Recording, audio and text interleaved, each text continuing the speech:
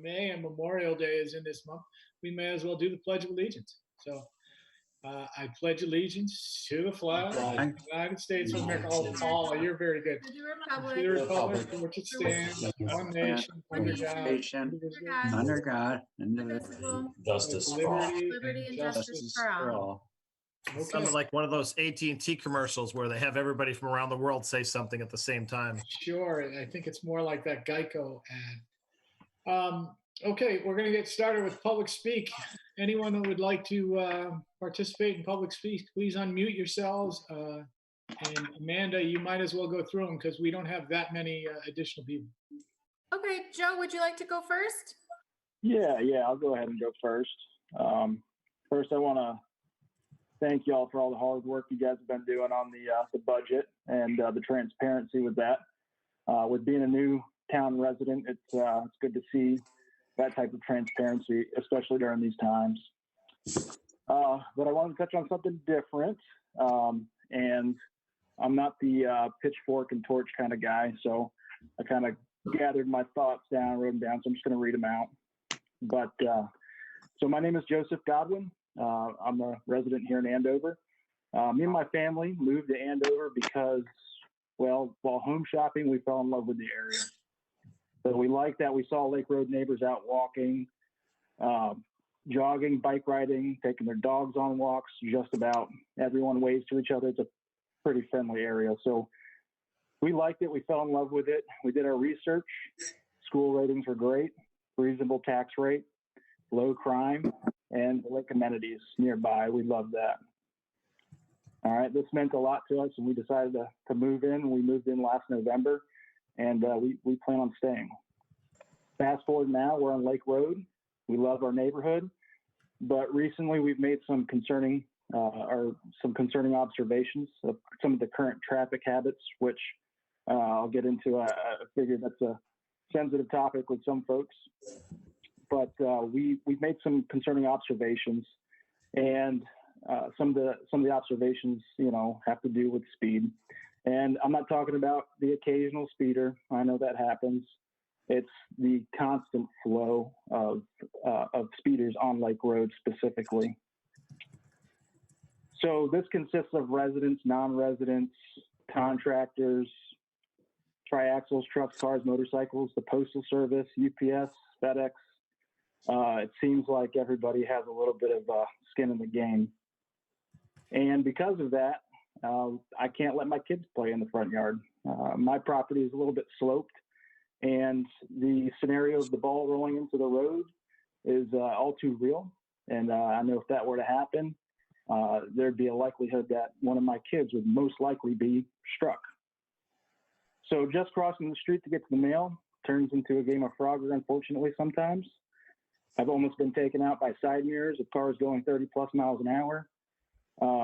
I've taken kids on walks, which turns into a nightmare when two cars pass by the opposite directions, and usually well above the posted speed limit. And lastly, for the same reasons as noted previously, taking my child out on her bike becomes a dangerous task. She's still on her training wheels, and her margin for error is very low if she were to tip over while we're riding her bikes. So no activity feels safe when you're on the Lake Road, unfortunately. And, I've seen it, people yelling at cars. I'm not the one to yell at somebody or wave my hands, but I've seen other people become pretty upset. So with that being said, there are those that argue that the road's not the place for people, and I would disagree. Neighborhood roads have historically and culturally been a place where children play, bike, skateboard, rollerblade, etc. That's how I grew up. I grew up in Groton when I was younger, and we were kind of out and about. We'd ride our scooters, ride our bikes, and we'd clear out when a car came. Unfortunately, here I think it's a little bit more difficult because there's a lot more speeding going on than what I remember as a kid. And with the lake so close by, this can't be our attitude. I think we all benefit from safe neighborhood roads, and I'm sure that others feel the same way in other parts of the town. In light of these observations, I decided to reach out to a very small portion of the community, representing about 20% of Andover's population on Facebook, social media platform. And, you know, I asked them if they noticed this traffic trend. And I know a couple of the selectmen that are on tonight have been there and read some of the comments that were, you know, have been made. Some people, you know, they get angry, they don't have a solution, and, you know, they just kind of spill it out there. But I wanted to come to you guys officially and, you know, address those concerns. People gave out dozens of examples of how people blow through stop signs. They speed, obviously, pass pedestrians dangerously close, and not just on Lake Road, but other parts of Andover. There were some, which this is hearsay unless it's already on the record, I don't know, I am new to town, that they say they've approached the trooper and the selectmen in the past looking for solutions. And from their perceptions, the status quo has continued, nothing's been done. Others mentioned how this Board of Selectmen is new and would be interested in hearing about the problem we as a community have identified. It's a public safety problem in its simplest form and an opportunity to make Andover neighborhoods a little more safe for everyone, especially as we approach summer and more people are out enjoying the weather. And while it might be easy to say the trooper will take care of the brush off issue because there is not a clear solution, I'm contending that there might be a solution in developing a public safety committee with some of the Board of Selectmen to address the issue. Stop signs, speed bumps, radar speed limit signs, more trooper presence, ticketing are all components of the solution, but an organized, collaborative approach is necessary. The trooper can't single-handedly provide a solution. In fact, once you pass the trooper on 6 or 316, it's a safe bet you can speed without consequence for the remainder of your travel within town. So this isn't something that I think is going to be solved instantly. I don't think there's any magic formula to control individual behavior. I think there will always be those who think about themselves and continue to go about their ways. But I know that there's mitigation and engineering controls that can be implemented over time and in chorus to encourage drivers to obey the posted speed limit and create a safer neighborhood frequented by pedestrians. So this is my official plea, for the record, to form a public safety committee with a minimum of 2 selectmen to address the speeding problem or any subsequent action deemed more appropriate to address the problem. And I understand that these things cost money, and I know that it's not going to be done immediately. And I think that is good to be expected, but I think that would be money well spent in the future, whether that's next year or the year after. So thank you for your time and consideration, and I'll forward my thoughts to you guys to have on record. All right, thank you. Amanda? Jeff, real quick, before Adrian, it's public speak. Let's finish that. We want to put it on the agenda, put it on the agenda. All right, Amanda, let's go. Joe, are you going to stay on? Yeah, I can stay on. Yeah, as long as he stays on. And I want to ask him a couple quick questions about, so people had ideas, but I didn't really understand what they were saying. So Amanda, let's go. Okay. So next up we have Wally. No comments tonight, thank you. Howard. Rochelle? Rochelle, would you like to participate in public speak? If they don't answer, Sorry, I'm muted, I think. We can hear you. Oh, you can hear me? No, then I have nothing to say. I'm sorry about that. It's okay. Melissa Lateska?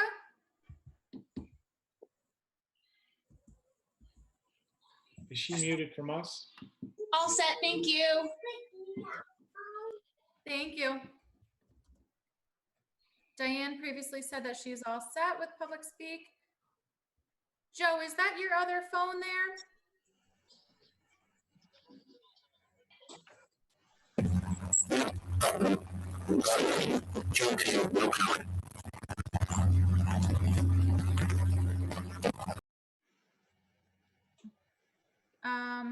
Catherine?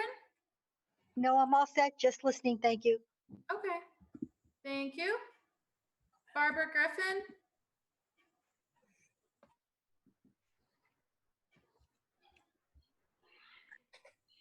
Barbara, would you like to participate? She must be away. Let's go to Okay, the next next one. up, we have Joanne Hebert. Set, thanks. Thank you. Okay, Julie Victoria.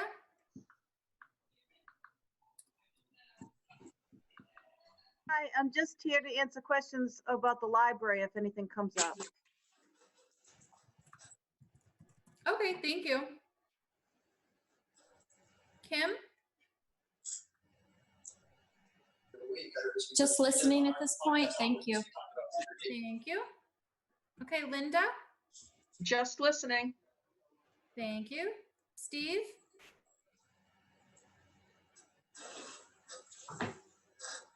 Steve, would you like to participate in public speak?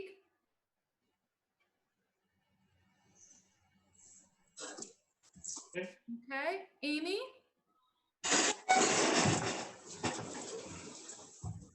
Amy, would you like to participate in public speak?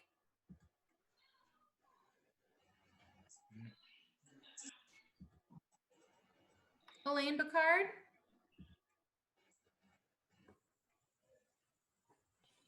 Hi, just listening, thanks. Thanks.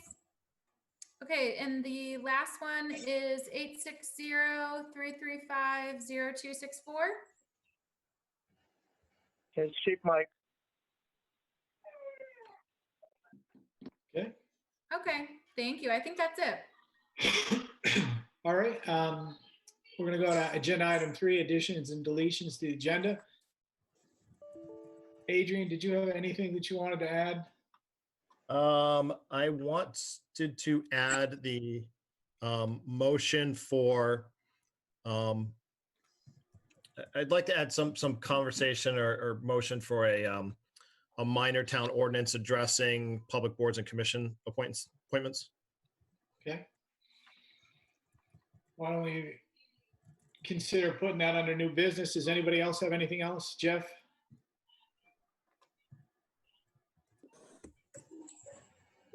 I would like to, can we modify the agenda? It says cool on it, and cool isn't really the thing we wanted to discuss. It was the Andover summer camp. We have that changed, modified. It was changed. Okay, I have an old version then. 17. Okay. It was changed? I don't have the Yeah. changed one. either. I'm It was looking at the one changed. on the Click website. the agenda or packet from the website. It's the updated version. So the one you sent to us is not updated. Right, the one I sent on Thursday was the original. Okay, that explains it. And Adrian, would we like to discuss the traffic issue in town? Yeah, I'd like to, that was my next thing is can we put the idea of maybe a safety committee on? Sure. So can we make the minor ordinance 7H and then the safety committee 7I Yes. on the agenda? Anything else, Paula? No, I'm good. Scott? I'm all set. All right. 7H and 7I. So 7H. Which one did you have first, Eric? The safety agenda or the other one? I would have said the ordinance first, but it doesn't really matter. All right. While we're working this out, Dennis, did you get a chance to look at the revision that Eric may have sent over to you? Yes, I did, and I edited the revision. I didn't see that from Eric yet. I did CC you on it, but you may not have got it. I don't know. All right, let me check my other email. We didn't go to town. Okay, so since we're all set with that, do we have someone that wants to second the motions for the additions? Or I'll make a motion to add 7H as minor ordinance related to elected official appointments, and 7I discussion regarding the safety committee. I'll second that. All right, all in favor? Aye. Okay, so we're going to put that on the agenda. We're going to go to item 4, boards and commissions, presentations and appointments. 4A is the Board of Selectmen Community Senior Center Building Committee. Jeff or Scott, either one of you want to discuss that, or are we all set for right now? We haven't got started with that yet. Yeah, one thing, I did reach out to all the members. I've only heard back from 2 and only 1 was sworn in. Right. So I don't know what headway we're going to get. I'm still kind of waiting to see if anybody's going to get back to me. Okay. 4B, Website Development Committee, Paula? We have a meeting this week. And Amanda, feel free to chime in. From what I understand, the site is being migrated over, so we are cooking. We're cooking it. Do you have a live date yet? Amanda, did they give us a date? We do not have a date, and Adrian, I did push back a little bit to see when that would be. Unfortunately, it won't be before this upcoming committee meeting, but they are working on it. And I put a couple of the mock-ups in the packet for everyone to check out. I think it looks wonderful, and they're going to get back to us about training the staff. Well, more importantly, before we're live, I haven't seen a beta version for us to check out yet. I had sent out the mock-up for the homepage, and I know we got mock-ups. That wasn't the question. We want a beta version we can go and play with before you go live. That's not available yet. Yeah, that's not in the work. Yeah, Okay. it's coming. So That's what they're working on. before we go live. Adrian, we will do that before we go live. So Thank the you. pages, the slides that you put in, Amanda, look great, but Adrian is correct. We should sit there and see it and be able to get to it. So, but it does look, it looks very nice, Amanda. Nice job. Yeah, it does. And I can't wait to show you guys. And I think that it would make sense for the committee to work on it and then present it to the board and make sure everyone's on the same page before we launch. Has the committee had a chance to play with it at all? No. No. Okay. No, it's not ready yet. It's still in the migration process. No, listen, I agree with Jeff. The mock-ups look great. Just want to see how they interplay with the drop downs. That's all. Once we have that, we will get that to you. Okay. And also keeping in mind, it's not going to be perfect. You know, it's even if we see the beta and we go live, we'll update as we need to. But we don't. I don't believe. I don't want to be that. You and Amanda working on it. It's going to be perfect. Oh, wow. Okay. So we will get it to you as soon as we can. And then just keep in mind, we can update as we go. We don't want to be hasty and pull the trigger, but we don't want to keep holding it up and try and make it perfect and perfect and perfect. Yep. It's a work in progress. It will all come together. It'll be better than what we have now. Exactly. Yes. All right. So is that all from the website committee? You all set?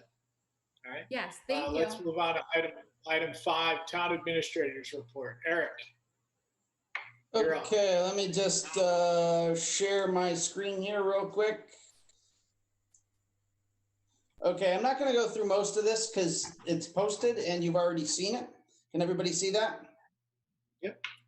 Okay, so what I'm going to do is just talk about the things that have changed since I originally sent this out. First, one thing I missed is originally we had agreed to authorize the library to overspend by $1,500 when they needed to do their whole water system, pressure tank, all that repair. So I'm going to have to go through with that. It looked like maybe we could avoid that, but they also need to buy some plexiglass shields and some other things as part of their plan for reopening. So just letting you know that that's going to happen. We're also putting, the building official has been putting a lot of time in lately. We have redone completely the racking system in the land use and building department. And we're going through kind of a major file reorganization down there, which is coming out awesome, but we're burning a bunch of staff time to do it. Right now, we're okay on hours because he was under on his hours up to this point for the year. I probably will have to authorize some overage at some point in the next month or so because we are going to run a little over in that, but we're not going to run a lot over in that. Eric, isn't that really the building department secretary doing most of that?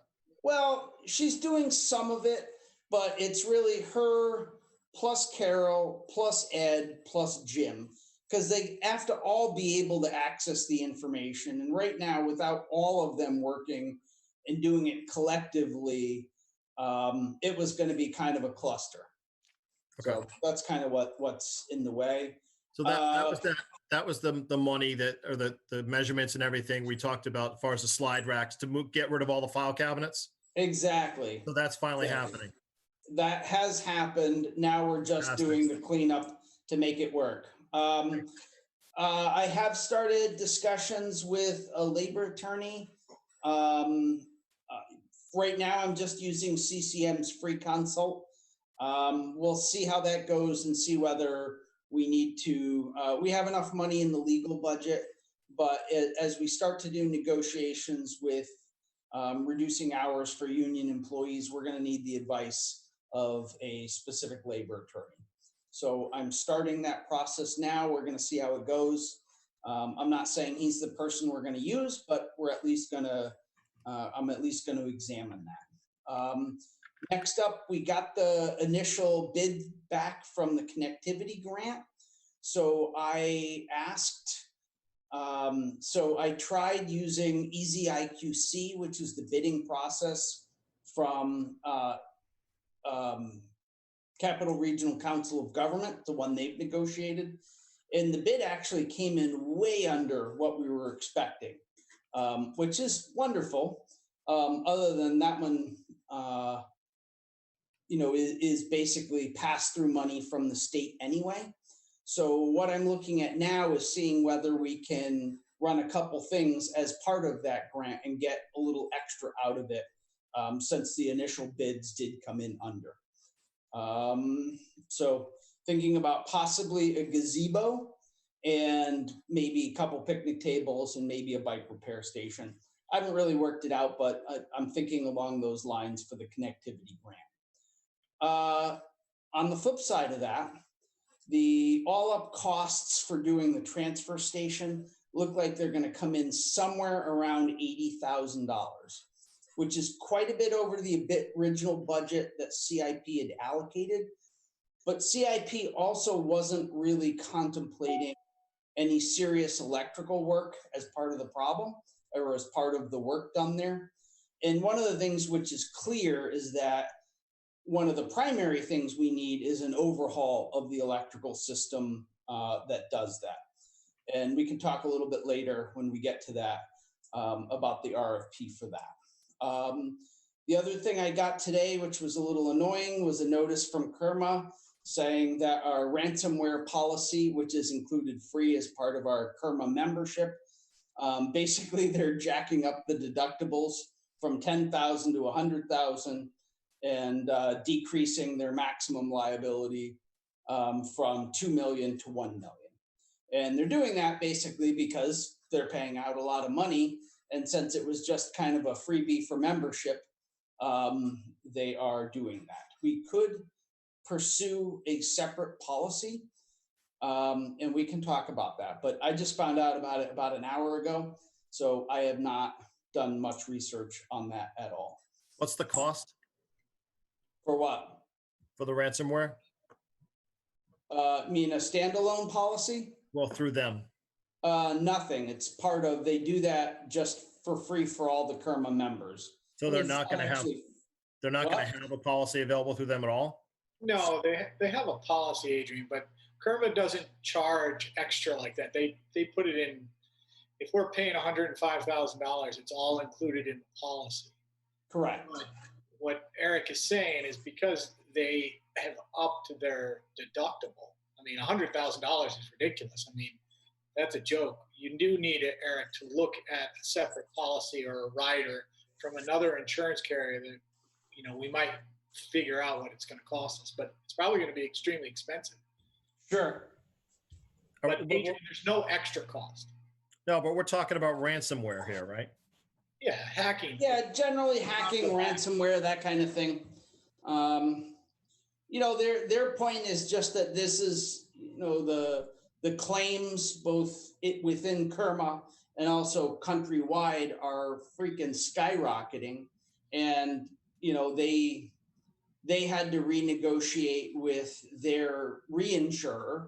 And no, I get all that. I'm just, you know, let's see what the prices come back at and then we'll discuss it. I just don't know that we as a small town, as small as we are, need to be kind of worried about that. If somebody hacks us and tells us we can't have our computers back, we just pull out the paper files at this point.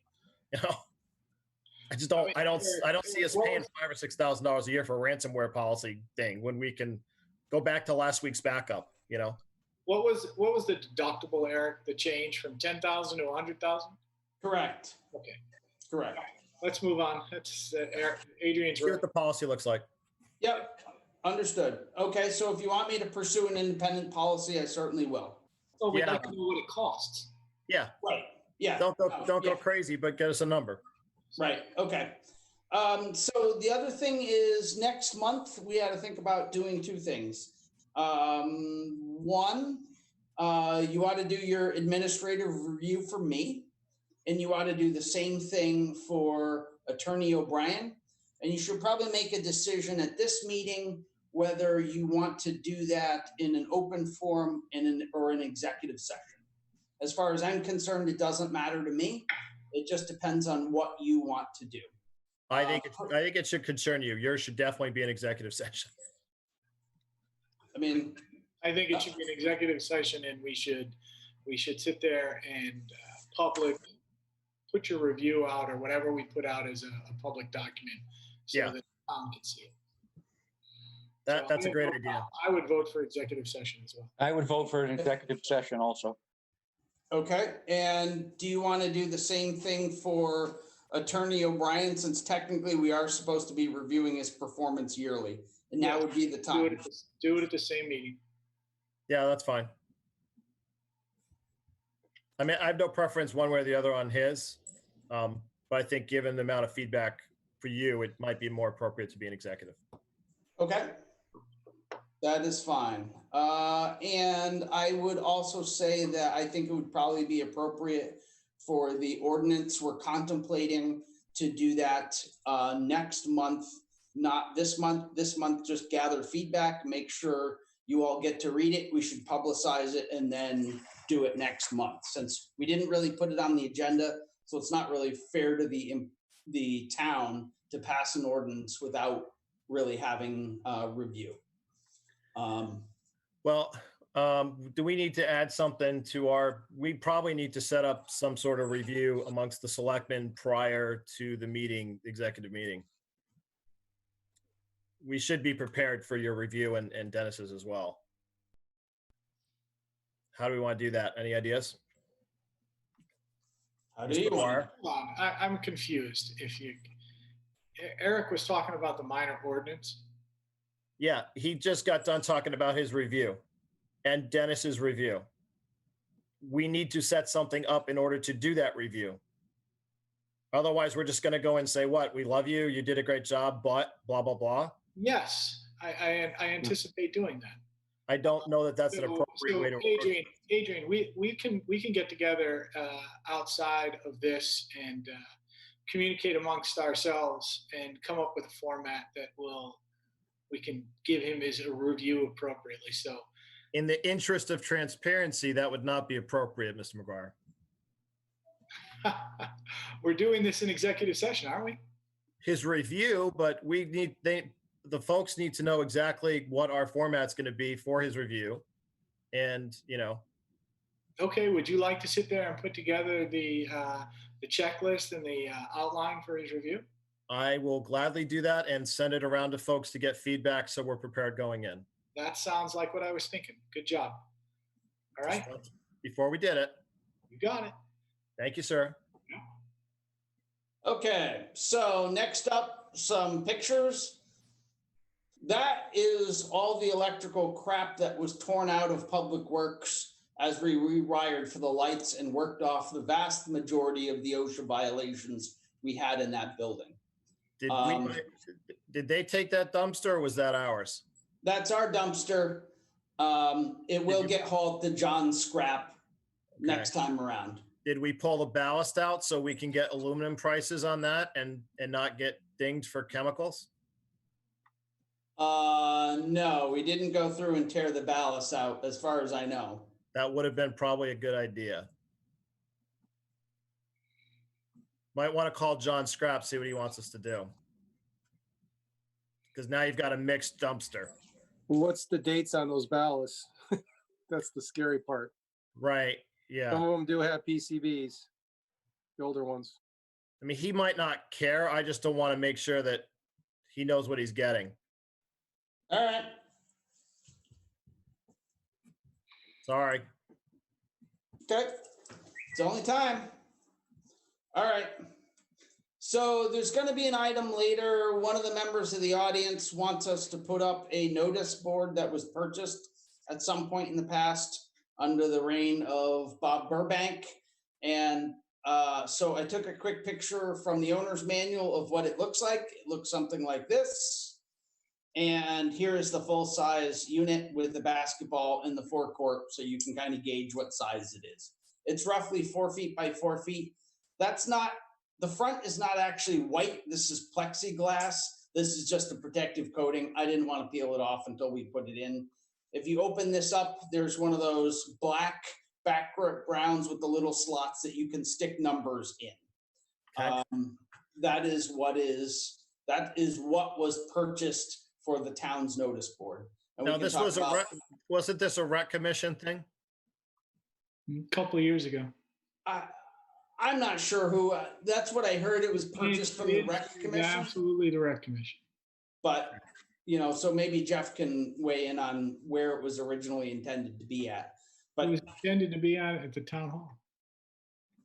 Okay. But if there's no space for it and that's not where you want it, I know that the rec commission has said it could go to the field down at Long Hill. It could go to the transfer station. So, but that's on the agenda, so we'll talk about it then. Okay. Would that be most appropriate for the rec commission to decide, considering it's their sign? Well, they just want us to give them approval as to where to put it. I mean, Eric, we'll have that conversation when we get to it. Okay, bye. Let's go. Yeah. So next thing I wanted to show you, we are talking about, as we do the transfer station, we are going to add kind of two things to the right side as we do it. The first is this part right here where my cursor is the original wall. And we're going to cut this wall back a little bit and add a spot potentially for a future fourth compactor and wire it for a fourth compactor. The second thing we're going to do is where this slopes straight here, we're going to cut this wall back as a 45-degree angle. This is actually where that shed is right now, and all the bins or all the like Salvation Army and stuff like that are lined up there. So we're not actually really losing any space. The goal is to put the mattress cargo container right there. So it can still be pulled out in this direction. This is drawn a little incorrectly, but it's sized so this can go there. We can get at all four compactors in the future just to free up a little space above on the other side. So when we start getting overloaded, we can have full rows of dumpsters on the other side. Okay. The next picture over, that is our new server that is actually in and running. And we have, for the first time in many years, done a full backup from both our two existing servers. And we have a RAID something, something, something array. And the objective of that is that lower unit right there that the cursor's on. That one is password protected, but you can't, basically it's set up so that array has to be manually configured if you're ever going to take the data back off of it. And the objective being that that data is not corruptible from the outside world. So that is the town's, backup. We are going to consider an offsite backup storage too, because the one thing we really couldn't recover of, is the UFO hitting the building and, or a major fire or something like that. So in the future, we need to think about offsite backup in addition to this, but we at least now for the first time in a long time have a real backup system for pretty much all the sensitive data in the building. So I'm quite happy with that. The lower two pictures are the new sliding shelves in the building department. If you walk into the building department now, it's incredibly open because we were able to take out an enormous number of the storage units and replace them with a much more efficient, stackable, slidable storage units. So that's what those pictures are right there. And that's it. That's all I got for administrator's report, unless there's something you want other questions that you have. Selectmen, you guys have any other questions for Eric? No, that's it. How low were the bids on the connectivity grant? About 100,000 under budget, so about 2/3 of the budget. Oh, so we need to make sure that we use that money in some manner. Well, there's some limitations on it. There's only so much you can, because you bid for a certain thing. You know, I think I can stretch it a little bit, but I can't like do something completely separate somewhere else with that money. So I got to call into the kind of program manager for that. And we're going to talk it through. And I got a meeting Friday with the contractor because I want to make sure, absolutely sure, you know, that bid has everything that's in the drawings and we're not missing anything too. But yeah, that's good news, certainly. Let's sit there and see if we can find out from the people managing that grant what our opportunities are to sit there and extend and make use of those dollars as best we can. Even if we sit there and draw the connectivity down to the field more and get something done down there, that, you know, maybe we can help the entities that are there, whether it's the library or the food, even though I know it's not a town organization, but the food pantry and those. So let's be creative and try to sit there and see if we can use those dollars. Yeah, it certainly will. Yeah. Anybody else? Worst case, I mean, if anybody's ever been down to Church Street in Vernon, I think that's kind of what Eric had in mind with his suggestions. Am I correct, Eric? Yep, a little eating pavilion and a bike repair stand and a few other things, just because it's the halfway point, you know, for a lot of people. Yeah, that's a very nice addition in Vernon. It would, if we could afford to do something like that in Andover, it would be a great asset. Okay. Sounds great. Okay, I will keep plugging on that. Okay, let's go to number 6, old business. 6A, town personnel policies. So I don't want to get into a lengthy discussion here, but I sent all the selectmen got a copy of Dennis's revised version of the personnel policies. And do any of you have any questions or comments or concerns about those policies? I'll have to admit I haven't read them. Sorry, Dennis. Oh, We'll have to sit there. I will promise to read them for next meeting. Any of the other selectmen need to sit there and have this discussed today? No, I think if we just have any notes, let's all forward them to Eric to sort of cobble them together. And okay, certainly. And Eric, before I forget, we just want to thank Carol Lee for facilitating getting that worked out for the building department downstairs. That was really something she jumped to help in on. So yeah, and she's been spending a lot of time down there with Ed and Susan and Jim, helping them get the place cleaned up and in a reasonably well organized. She got it measured for us and moved it forward. So we want to thank her for that. That's all. Yep, absolutely.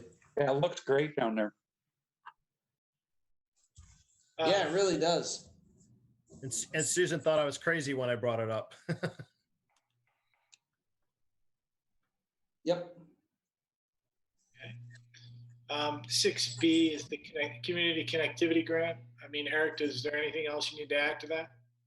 Nope, not at this point. All right. 6C, the email provider, Office 365. I don't have anything to add at this point.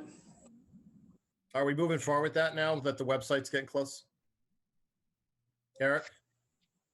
As far as I know, the last time I left, the selectmen still had some objection to it. So No, I at the have last not meeting, pursued it. at the last meeting, you brought it up again and I withdrew my objection. Actually, I thought the objection was monetary. It was monetary. I told them that we looked at it. There isn't a cheaper version anywhere. I did look at some other options as for how to structure it, but it's too involved. Okay. So, All right, let's leave this till next. I mean, Eric, we don't need to do this at this meeting anyway. Let's do this at the next meeting. no, we kind of do, so that way they're not reprogramming the website. Adrian, I understand that. Wait till next meeting, and you'll be able to do it if we can't do something else. I disagree with that. This is the whole Adrian, I'm asking you nicely on this one. Let it go for 1 month. You don't need it right now. It's on the agenda, Jeff. Just right? Next month. I understand. Can we just? It's been on the agenda for the last 4 months. Can we make a motion to move forward with the email provider? Eric is smiling because he knows that Google, he knows he's looked at Google. You know you've looked at Google. You know that we could sit there and potentially do it. And if we did it, it would be free and everyone would get emails. If we go with 365, we are not getting emails for everyone in the community that needs emails. Eric, I thought there was an issue with Google. We had to pay under theirs as well. We do. So Jeff, what are you catching that he's not? I'm catching that the way that the school does it is the way that the town should do it, because the school does not pay for their emails. So are we looking into it? I guess I'm confused.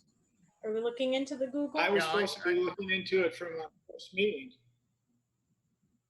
So if you give me 1 month, so I'll you're sit there and saying- get you an answer. Well, can we get an answer before the next meeting so that when we go into next meeting, we're ready to move forward? Absolutely. I will schedule a meeting with Eric and Amanda with the technical individual from Google that we should have met with 3 months ago. Fine. I'll move it till I will withdraw till next meeting. Thank you. I appreciate that. 6D annual report. Amanda, do you want to add to that, or Eric, whichever one of you wants to talk about it? Amanda, you can take that one. Yeah, I just wanted to pipe in. We're still waiting for well, at least I'm still waiting for the auditor's report until it's posted. But I can really post it anytime. I'll unmute. This is Barbara.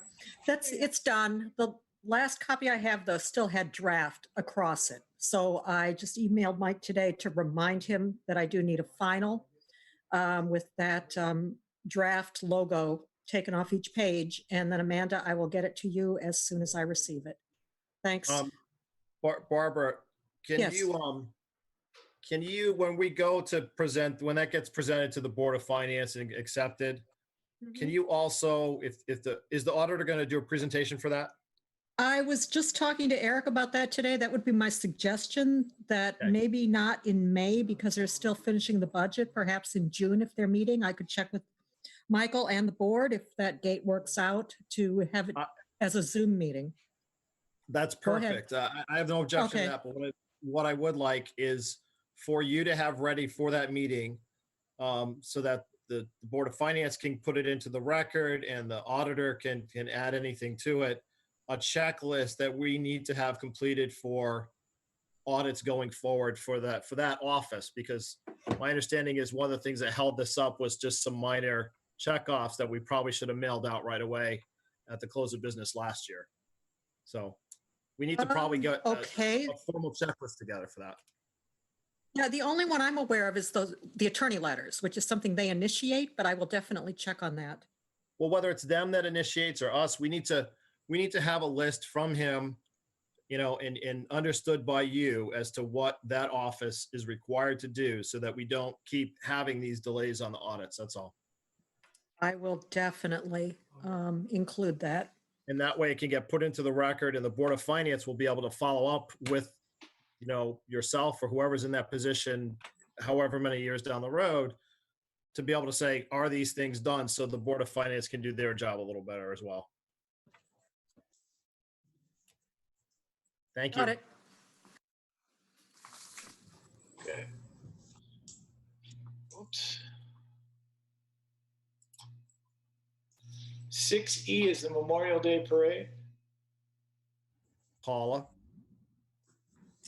So I had a conversation with John McCall. He is the chair of the committee, and they had originally contacted us and said that they wanted to cancel the parade. I had a great conversation with him this weekend. So far, since the school's been closed, there's been 2 parades that have kind of been led by the school, and I said to him, I have an idea how we can have the Memorial Day parade, do it safely.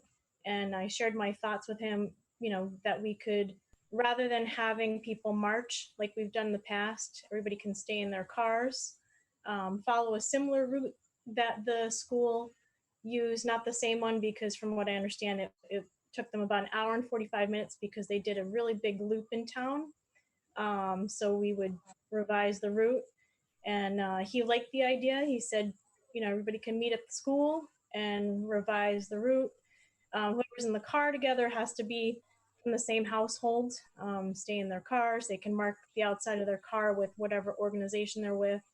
And we talked a little bit about the speeches. I kind of shared with him we could do some pre-recorded speeches, but he felt that we would skip that part because when they decided to cancel the parade, they didn't get a speaker, and he felt that whoever the speaker was would really be kind of shuffling, or, you know, they don't have a lot of time to pull something together.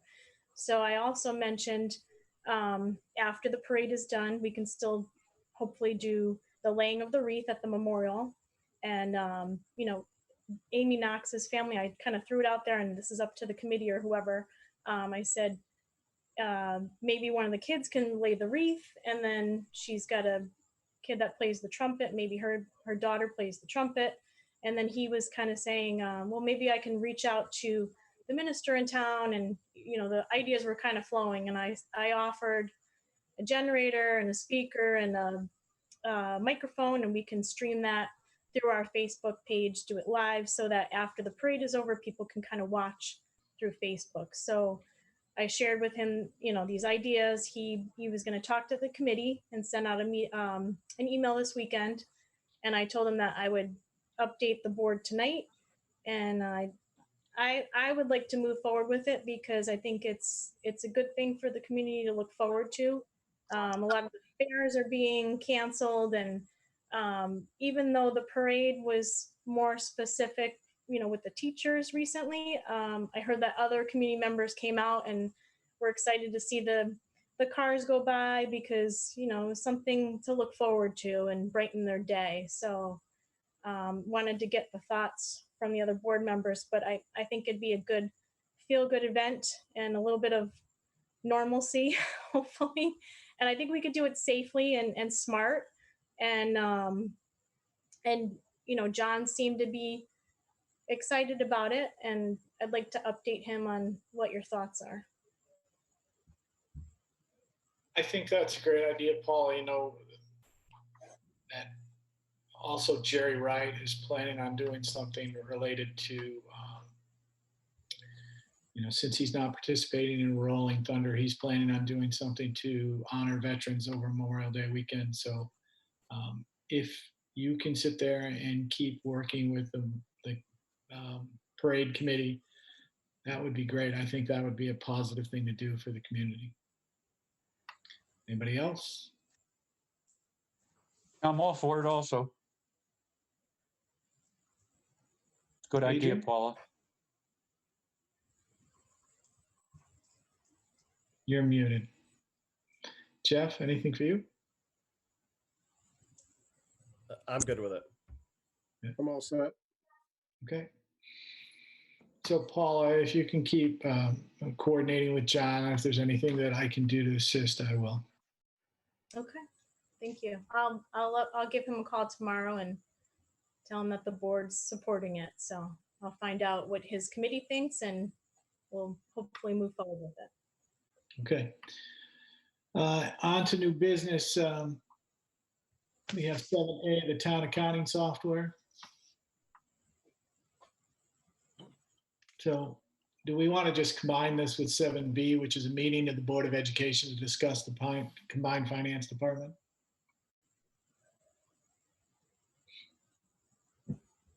Okay, so we have a decision to make regarding town accounting software. Hey, Jeff, can I just interrupt real quick? Sure. Going back to the Memorial Day parade, do we need to pass a motion or anything to get that in the works? I wouldn't think so. There's already a committee. Okay. So, I mean, you're offering to facilitate with the committee, and Eric's in place, so you should be fine. Well, we did make a motion to cancel the parade. No, actually, you didn't.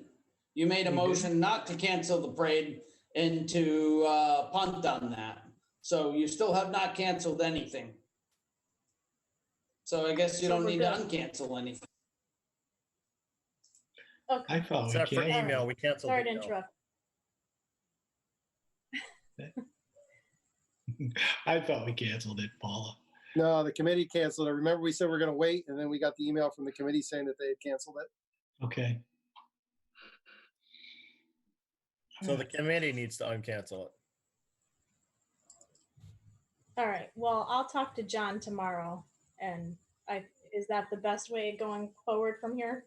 Whatever you think is appropriate. You could tell the committee, the Memorial Day committee, that we're okay with them uncanceling and making it a car parade or motorcycle parade, a vehicle parade with no gathering point to sit there and have people congregating. Okay, so we won't do that. No, I'm assuming that means the Board of Selectmen is going to support that by being in the parade. I already have my car ready, Eric. Excellent. Me too. I am out of So town. Jeff should ride his motorcycle, and our one veteran, I'm sure, is going to do whatever he needs to do, if he participates or not. But we appreciate all his service, and let's not. Oh, and Eric also, thank you for your service. We'll give you that little thumbs up already. So thank you, Jeff. You weren't in the military, were you? No, I was not. Okay. So, and Scott, you were not in the military, were you? Because I don't know that. No. Okay, so It Eric. had to have been the Eric Civil War, right? Eric and Adrian get the Civil War. Eric and Adrian, thank you very much. We appreciate all the things that you guys have done during your time in the service. Thank you very much. Moving on. Let's see, the town accounting software. So I'm just going to give you my take on this whole thing. I've been on this board for 5 years. Ever since the first year, I believe the town should be on QuickBooks. I know Adrian and Eric have been in multiple meetings related to the town accounting software. And we have to make a decision related to this. If it was up to me and only me, we would make this decision right now and be done with it.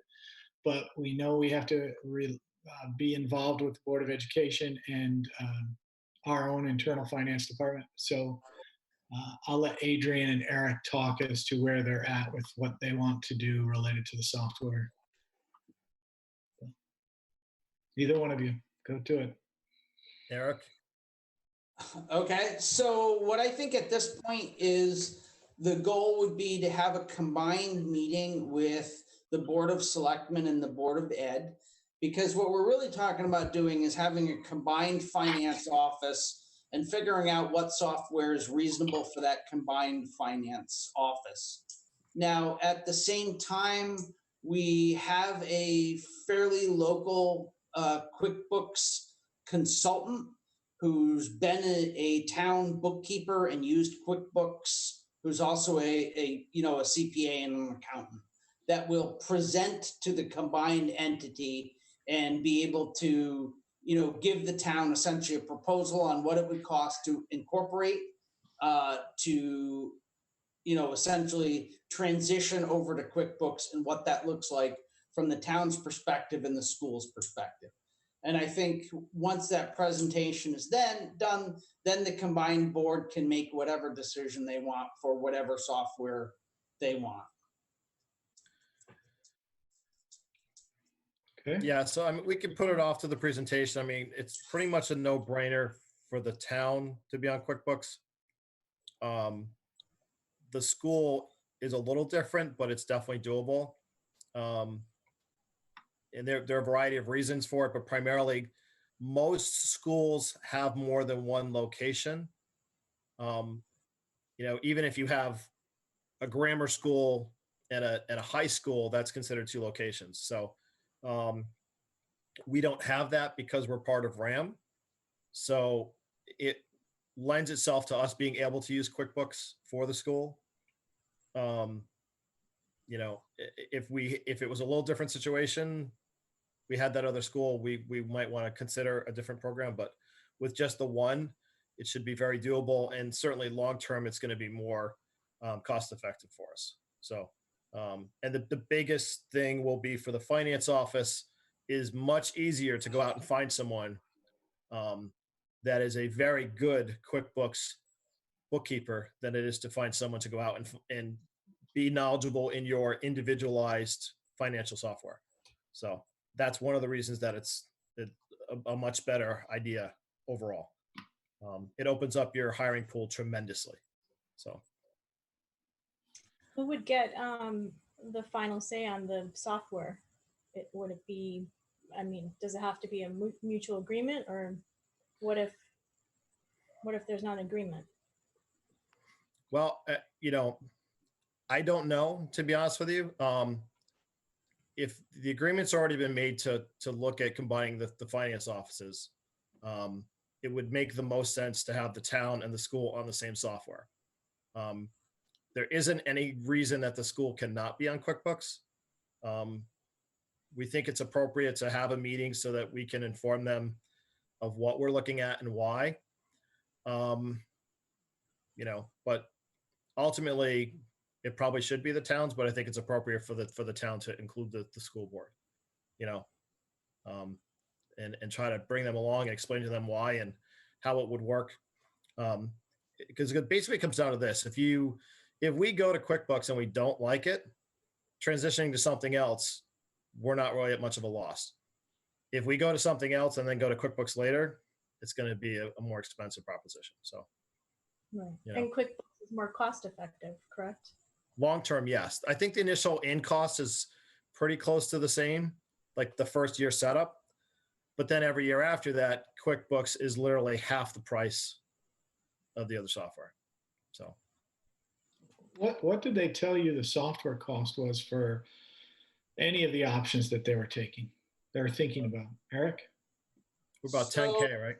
There's really 2 that we were looking at near the end. One was a company called BMSI, and one was Edmunds Scientific. BMSI was first year cost, including transition, was somewhere around 15,000, and then it was about 10,000, you know, per year thereafter. So not inexpensive. And Edmunds was in the same ballpark, other than a little more cost up front, but the final cost depended a lot. There were so many options, you know, you basically got to choose which parts of its package that you wanted. But they were definitely going to be considerably more expensive software packages than QuickBooks. Long-term costs for QuickBooks are definitely lower. We're somewhere in the neighborhood with support of probably 5K for QuickBooks on a yearly basis. I mean, the upfront cost for QuickBooks can't be greater than $2,500. I mean, yes, the installation, but the software cost. But you have to understand it's software and training. So we're going to be paying for training our staff, bringing everybody up to speed. So that's the in cost. And the positive thing is, at least I don't know in the treasurer's office right now, but I know at the school, they're at least familiar with QuickBooks to some extent from doing the student activity funds and some of the other funds. Even the preschool program, I believe, is run currently on QuickBooks. Well, so they at least have some understanding. Our our current building department is on QuickBooks, and the treasurer's or the town clerk's office used to be on QuickBooks. Well, they used QuickGin, and yeah, close enough. But the school I know uses it for the student activity fund and for the preschool program. Yeah, So- they do actually. They're doing invoices with it. So Okay, so let's get to the point of scheduling this meeting. we got an email with dates. Yes, we have an agenda item number 7. We have a May 15th, May 19th, May 21st, May 29th, June 2nd. I'm assuming that, Eric, these were from the school or the Board of Ed? We got those from the Board of Ed as what their times were available.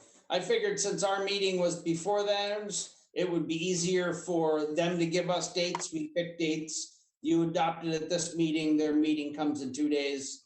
You both have adopted it. And then we'll line up the vendor to give us the spiel on QuickBooks for the combined meeting. How about 5/19 or 5/21? Anybody on 5/19? Either day. I can do, we're talking, what time? Do we have a time? 6 a.m. 7 o'clock. Well, then you're out. So presumably those would be evening meetings. That would be the presumption. We'd be looking at I would assume we'd be looking at a 7 p.m. meeting. Although honestly, I didn't ask them to specify an exact time. I mean, it's still going to be a Zoom meeting, so 5/19. 7 p.m. on 5/19. Okay. I motion to hold a combined meeting of the Board of Selectmen and Board of Education on May 19th at 7 p.m. to discuss forming a combined finance office as well as discuss software implementation for the combined office. I'll second that. Anybody else? Any discussion? All those in favor? Aye. Aye. Okay. 5-0. So 5/19. Hopefully no one has a problem with that one. Okay. Is there any other discussion on that point? So these are the dates that the Board of Ed have already talked about, and they said that they're available, or should we give them another date just in case they talk on Wednesday and somebody's, okay. All right, so they've already agreed on these dates. They've already agreed. Yeah, yes, those dates came from Shannon as the dates they could make. Okay. Okay. 7D, plans for reopening. Oh, sorry, 7C, transfer station operations. Okay, so I wanted to talk about 2 things in that vein. The first is we held an RFP for the electrical upgrades at the transfer station. Just quick backstory. Somewhere around 6 years ago, something like that, a decision was made. We at one time had a rotary phase converter that that provided 3-phase current to run our compactors. It broke. A decision was made not to fix it, but to go with static phase converters because they were cheap. We've had problems pretty consistently since then, both with reliability of the units and them not properly driving the 3-phase motors. So they basically have a capacitor start. So on startup, they drive all 3 legs, but when they're actually running, they're driving 2 of the 3 legs. So they're producing basically 2/3 the total power that they're rated for. It's been a problem. We need to address it. We need to go back to a rotary phase converter, one big enough to run 2 compactors simultaneously. So that's what we put in the RFP, and that's what we bid out. The problem is, we're in COVID-19, and this is one of those kind of awkward projects that even though it's not a huge project, because it has to be done along with trenching, the electrician's going to be tied up for a lot of days, not necessarily working 8 hours a day, but he's going to have to keep coming back as the project moves along. And so what we did is we We specifically sent the RFP to all the local electricians that have worked for the town in the past, which is Lenco plus Ackert plus Seaward Electric. And then we put it on the state site and put it on our website. Unfortunately, Lenco was the only guy who bid on the project. So we have a single bid for that.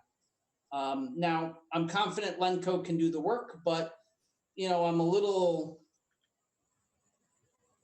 disappointed that we only got one response back from the Look, what RFP. Eric's trying to say is he threw a party and nobody came. We did reach out to the other contractors. I reached out to one myself personally. And he really just didn't have any interest because of the way the project was structured as far as time.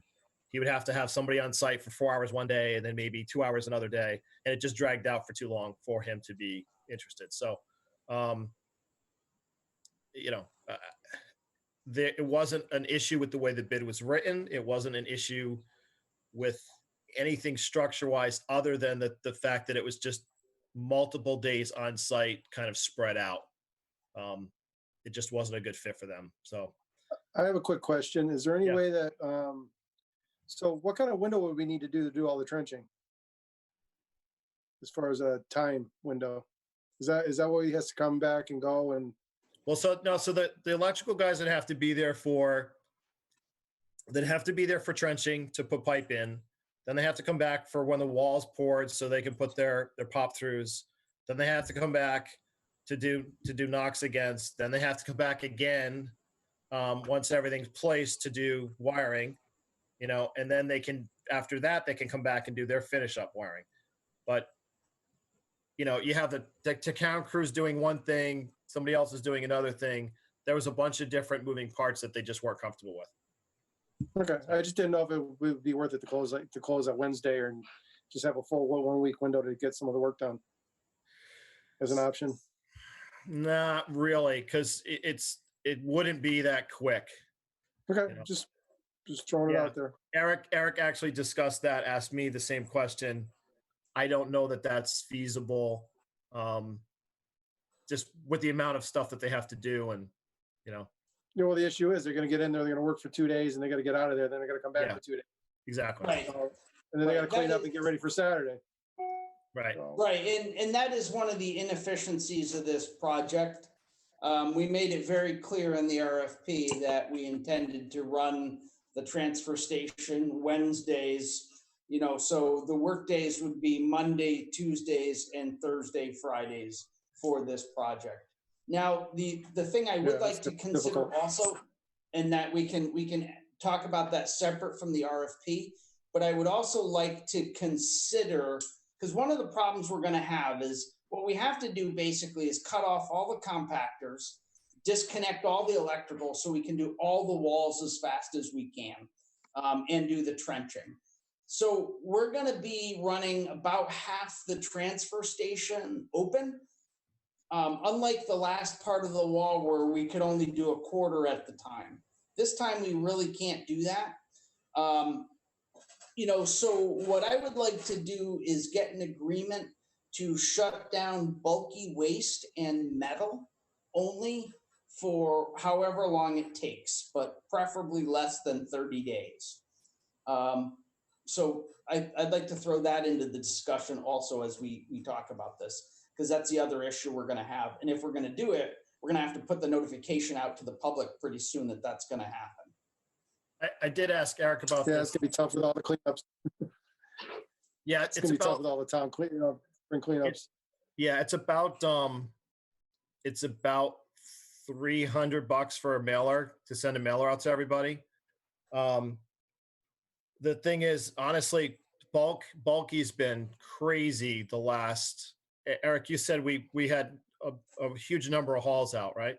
Yeah, we're way up on bulky and we're way up on cardboard because everybody's ordering their stuff from Amazon. So the amount of cardboard we're getting in is spiked. And I think everybody's, because they're home, they're all cleaning out their basements and their backyards. But if we gave everybody 2 weeks notice and then close it for the month that we're going to work,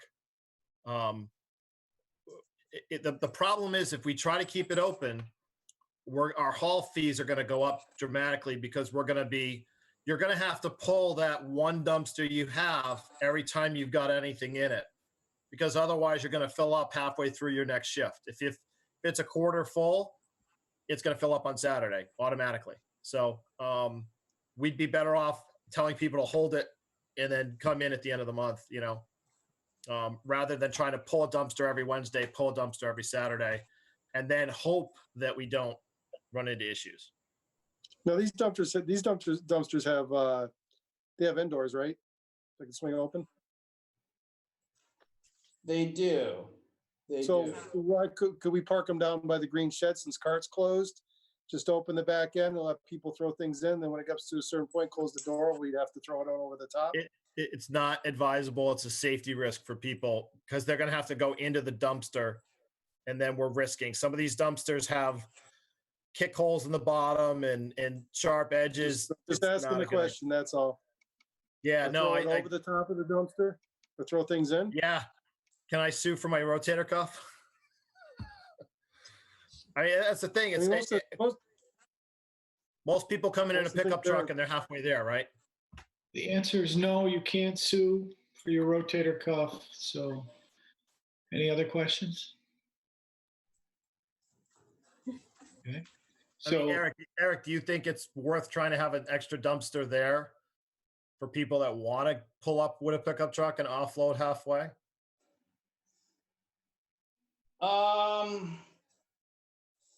I think Eddie and I have been talking about where else we could shoehorn a dumpster in, and get at least one or two on site. I mean, if we decided we wanted to run and we had to have bulky and scrap metal available during that whole period of time, what I would plan on doing is having to pay a public works employee to come in the middle of the day with the backhoe and crush, in the middle. That's the only other thing I could really think of, which is kind of our emergency fallback on the Saturday if we start getting, overbooked anyway. But then you got to pay an employee to come in just to crush a dumpster. That's a tough sell for me. So we're paying about $100 because it's a 4-hour minimum, right? Yeah, 3-hour minimum, but. Jeff, do you feel that strongly that you want to try to look at? No, I'm just thinking the fallout from that for a month's period is going to be significant. You're probably going to have some angry residents. We are going to have some angry residents for sure. I don't disagree with that, but I mean the transfer station has to get fixed. Yeah, I agree with you. But I'm just saying, if we provide dumpsters and people want to put the stuff in, and then if there's really heavy items, that scrap metal that people can't get in the dumpster, I guess we could put it out at the side and public works could load it. Don't get into that. Well, we don't want to get into that. Listen, moving ahead and moving forward, we're always going to have people that are angry. It is what it is. So I'm just thinking, I think a month is a long time. Is there any way we could do something down at the transfer station? I mean, at the town garage temporarily for scrap metal and bulky? Like build, where that sand berm is, excavate it, or just, bring them in on the side so we can use them down there. Do we have any temporary blocks or something we could put up? Just a thought. Another location. I just think you're asking for other problems. So. No. And then who's gonna monitor that site? Paul, did you just volunteer? Sure. I just eat my bonbons all day, I get told. Paul is going to check for. I thought you were allergic to bonbons. Make sure it all works. So I think if we could get it down to 2 weeks, I think it would be doable, but I think a month is excessive. Or if we could just get one in there and alternate them every week, we could have bulky waste 1 week, scrap metal the next week. That's going to be, somebody's going to get their week wrong and they're going to be up Well, for Dominic's. At least you're trying to provide I think it's easier for people just to know for this month, you can't bring anything down. I mean, Well, exactly. How about you promote, Adrian, and my social media friends on the board? How about we promote the fact that we're going to make some changes and adjustments, and we would appreciate the residents to accommodate the upgrades that we're trying to make. I mean, we have been talking about the transfer station repairs for over a year, so I don't think it'll become a surprise. You know? No. Now you're going to get Does anyone done. have any objection to us sending out the mailer for $300? No, I don't have a problem with that either. All right, so I'll make a motion that we authorize Eric to send out a mailer with notification of closing the transfer station for 30 days to facilitate the repairs on the right side and close bulky waste for that time period. So you're not, okay, let's go backwards. We're not closing the transfer station. Closing bulky waste. We're not going to have bulky waste for 30 days. Or metal. Okay. Bulky waste or metal. Yep. Just better get the town crew ready because they're going to be cleaning up stuff on the side of the road. For a maximum of 30 days. Yeah. Will another town allow our residents to go in and use? No, they will not. You mean like we did? Yeah. Paula, you got any spare stickers for Columbia? No. Bolton? Well, come to your house, Adrian. They can dump it at your house. He's got a long driveway. Yeah, wetlands would love that. Okay. All right. Does anyone want to second that motion? I'll second it. Okay. Do we want to discuss this any further? Eric, just let's make sure because you're going to be on the front line of this.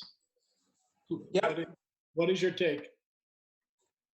I think if we shut down one side, the reality is, and we're going with an open topped, unless I have a public works employee there ready to crush on a regular basis, there's no way we can have open topped dumpsters just on one side take all the household waste and all the recycling and all the bulky and all the metal. It's just not. Because that's the thing to take into account too is we're not going to have a compactor for household trash during this period.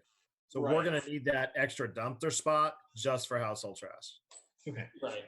So Eric, you are in favor of closing bulky waste and the metal? I am very definitely in favor of that.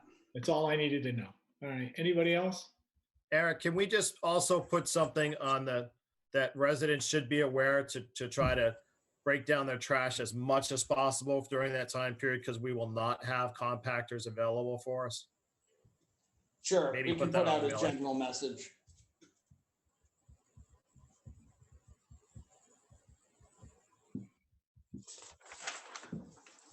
We can't use a portable generator. We can't run a generator to run the compactors on Saturdays and Wednesdays. Where would we put them? Just a portable generator, a 3-phase generator. To do what? Relocate one of the compactors to the other side? Yes. Is that what you're suggesting? Well, you said you have to cut. You were saying you had to cut all the power, right? We're not going to be able to run the compactor. Yeah, but we need them on the other side to get wired in.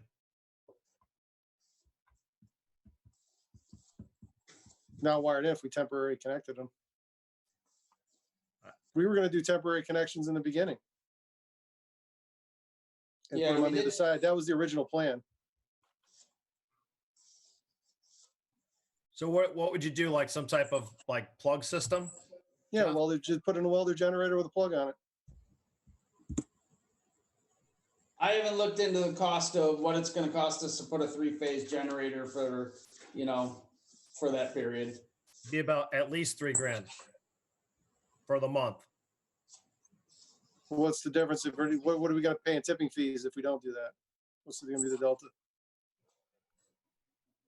How many tips do we have a week right now on household? Generally, most weeks we can just about run 1 tip a week for household. It's not a ton. So you're going to go to 3 though if you don't have a compactor. Well, but remember, we're going to come in and we're gonna have multiple dumpsters, and we're gonna come in and do like what we did when we had to use household and recycling a couple of weeks ago with open dumpsters, because the compactor wasn't working again, is, we just came in and crushed it intermediate. And so we get fairly good compaction by crushing it. But the problem is that people fill it up to the top, then you crush it down to the third the next time. So you need multiple dumpsters to do it efficiently, but you can get pretty good compaction, if you just keep mashing on it with the backhoe, with the bucket. And how many tips did you have that week? I don't know. You're fired. Okay, so if you get that number, then you can go back to Jeff's Delta and figure out if it'll work. So, Right. It's just a thought, that's all. What size, Jeff, do you have any idea what size 3-phase we would need for that? Because you had looked at those at one point, didn't you? Not very much. Not I'd very have to much look at the size-wise, or not very much? You didn't look at it that much? I'd have to go back and look at it. It's been a while since I took a look. You need a 12 to run one. You need a 12 to 15 horse, 3-phase power source. So you need 15K? Yeah, but the other problem you have, I keep thinking this, is that you really can't just put them in place. And the ones we have are all set up right now to be either, I think there's one that we could come off the back of, because most of them are side load. So we'd have to disassemble the feed chute and reassemble the feed chute on the other side, for a week, because now we're changing the orientation by 90 degrees. And you really need to bolt them in place too. So we'd have to probably bolt them into the existing wall. So it's certainly not trivial to just reinstall the thing on the other side and connect it up with power. All right, I withdraw my request. You don't withdraw your idea. It was a good idea. It's a good thought. I mean, Yeah, we just figure out if it works. Now we're going through the thought process trying to figure it out, but yeah. So if you don't need anything that big, we could get a 3-phase for about $2,200 a month. Okay, so Eric, we're going to still go through with the motion that is on the table and vote on this about closing bulky waste and closing the metal for the 30-day period. But if you find that there's a way that Jeff's idea can work, it might be beneficial for us. And we would like to know what the change is, like how many tips did you get? If you could send us out an email during the week that you crushed, that would at least help us so we could afford Adrian's $2,200 a month. So. Well, and you got All right, $2,200 a so, month, plus you're going to need Public Works correct to move all that stuff. So, all right. So the motion's still on the table. Are we voting? Correct. We're going to vote right now. All in favor of the motion as presented regarding the elimination of the bulky waste and the metal for the month? Aye. Aye. Okay. All those opposed? I'm opposed. Okay. Let it be noted that Mr. Murray dissented. And we're going to move on. Okay, before we move on, we never voted on the original motion, which was to accept the bid from Lenco, if you're comfortable with that. Or if not, tell me how you want to proceed. I'll make a motion that we accept the bid from Lenco. I'll second. All right. Further discussion on the bid from Lenco? All those in favor? Aye. All those opposed? Okay. Mr. Murray is 2 for 2. We're going to move on. I think we should have multiple bids on anything, no matter what. I totally agree with you. The only reason that I even sit there and would do it is Lenco has been very good to the town for the Public Works building and the town offices. So I don't have a problem. I mean, I agree, but we put it out there and we did try. Did try. Okay. Let's go to 7D, plans for reopening. So we are coming to the point where the governor is starting to slowly reopen portions of the economy. The one thing I wanted to discuss initially is plans for senior transportation, because I would like to sometime in June begin to go back to opening senior transportation back up to provide medicals only. I don't think it's appropriate to start the senior luncheon program yet, because I think that's still too high risk an environment. But I think at some point we're going to need to start going back to doing senior medicals.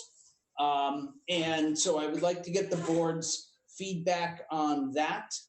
And then if you guys have any, particular ideas about what you want to go first in terms of the town,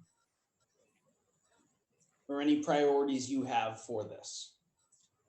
So when you say medicals, you mean non-emergency, just routine eye exams and physicals and okay. Yes, yes. Because now we will have gone like basically 2 months without having any senior transportation medical services. So there will be a backlog of work for that. The governor's orders allow us to open that back up, after 20-something, 23rd? Well, remember, it's transportation. So we really closed it on our own. I mean, we could have, there definitely are towns that are still running transportation systems. So it's not that we can't do it. It's just that we don't really, it's a high risk environment right now. They're not having doctor's appointments anyways, to some extent. I mean, Adrian would know more about that than the rest of us, but yeah. I have no problem with you opening up transportation for senior for medical visits. Yeah, I think the thing to do at this point would be to reach out to the drivers, see if they're comfortable coming back on board, and let's see what their take back is. If they're on board with it, I think, we could be without any issue. Personally. Okay. So as far as the remainder issue, Eric, I don't sit there and, what would we even think about opening up? We can open back up town hall within limits, right? So we could consider opening parts of town hall back up to the public. That would probably mean us putting some physical controls and barriers in place, plexiglass walls like everybody else is doing and stuff like that. If that's the direction we're going to go, then I'm going to start figuring out what we have to do to get those built and acquired. The library has the same concerns. Their plan is basically or what we've discussed is initially opening as a essentially curbside pickup service. So if you know what you want, you can kind of make the deal with them over the phone and then pick it up outside. And then within, say, 3 weeks after that, then transition to the library being open with controls on the number of people that are there, removing all the furniture so people can't sit down and stay, and then have shielding between the employees and the visitors for safety. We still obviously have problems getting PPE in general. We did finally get an allotment from the state, and that allotment was a grand total of 10 KM95 masks for all the employees collectively in the town, and a couple of bottles of hand sanitizer. So the state has not exactly been great about giving us, supplies. So that's also an ongoing issue with that. I guess I'm just trying to get a little guidance and see whether you've got any specific feedback, or you're looking to expedite the process, or you're looking to slow it down, or what it is that you would like. The buses also have to be made safe also, right? You're gonna have to put some division between the driver and the passengers. I don't think there's no practical way to do that because the majority of people that are getting transported are either wheelchair bound or limited mobility anyway. So the driver is going to end up interacting with those people. So the only way you could do it would be to require both the person being transported and the driver to maintain wearing a mask the whole time the transport is in place, and then have a disinfection protocol, afterward. That's your only kind of practical way you can run that. Not ideal by any means, but definitely doable. Well, we're going to have to require that the driver and the residents that are using the transportation wear masks. I mean, just as a bare minimum. As far as that one, I think we have to do because, people have been putting off regular doctor's visits for multiple months, weeks right now, let's sit there and say, to avoid coming in contact with anyone that might have COVID-19. So, but sure, there's a lot of visits that people are going to have to take and going to have to do, and we need to assist those seniors to do I it. think my only concern right now is we're talking about doing this. You said other towns are still running transportation systems. Where are they getting their PPE from? I don't know. I mean, the buses are still running, right? I mean, mass transit's still running. It's not really any different. Well, I know I don't know about other towns. I know Willimantic cut back dramatically on their runs. Sure. Ridership on all public transportation is down 75% minimum. I mean, so. Yeah, and the buses are shielded with the driver shielded, and they're only letting passengers get in the back door of the public buses. So Exactly, yeah. Right, but we just physically can't do that with our setup because the majority of people we're transporting need the lift gate ramp to get in the vehicle. So for most of them, that's not really an option. Some good. Listen, this is going to be our new reality anyway. We're going to have to figure out how to do all of this. So, I mean, if it was me and we could push this off another month, I would push it off another month. But I do think that you have individuals that are in need of those services. So we have to find the best way to be as safe for the drivers and as safe for the passengers as possible. But this is really the new reality. So we better figure out how to help these residents. But as far as your rest of your stuff, Eric, I mean, I believe that transportation should be the first thing we do. I wouldn't even open up the town hall until our next meeting. I would let it go past the May 20th deadline, move it into June, and then we can decide. Because are you having, Eric, a tremendous number of complaints from residents that you're not accomplishing their needs? No, we're not actually. We're okay. I mean, the town hall is in a sense, I think it's not the least important public service, but we can, there are workarounds for almost all the face-to-face interactions. The only thing that's really going to be an issue in the next month is issuing the bloody permits for the transfer station because it's time for new stickers. And we got to work through exactly how we do that. Then let's be creative and have a line through the school parking lot, and let's be creative as to how we do that. But as far as I'm concerned, I wouldn't open up the town hall right now. I mean, what do we still have? We only have 5 residents that have COVID-19 confirmed cases. There's no 6 reason. within the town. 7 now or 6? Okay. 6. Yeah. So you guys failed and lost an extra one.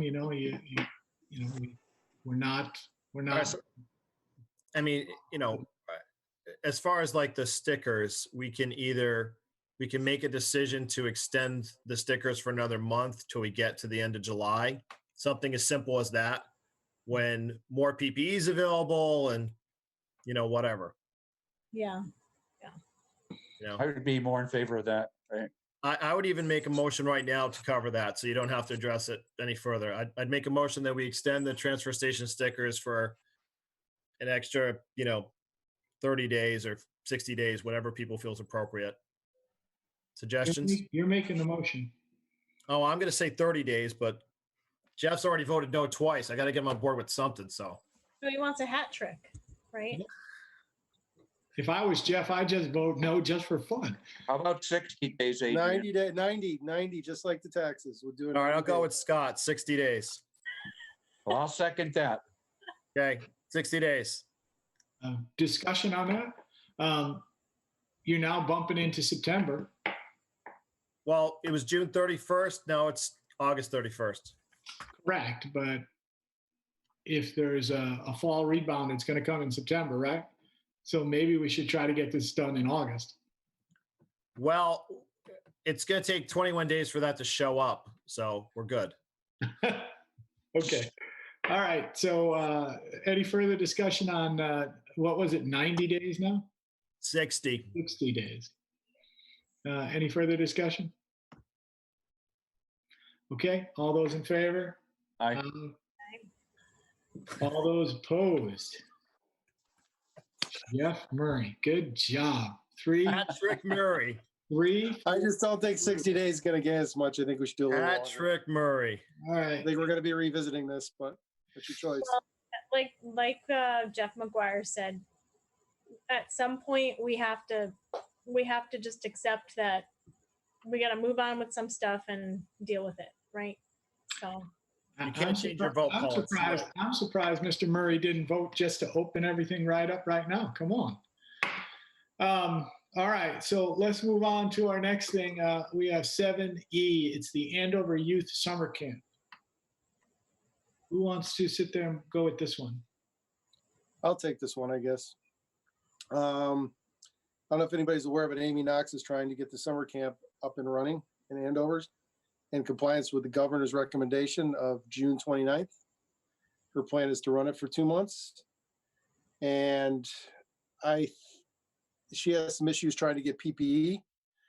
And she's dealing with the school at the moment, trying to get permission to use the gymnasium and the music room.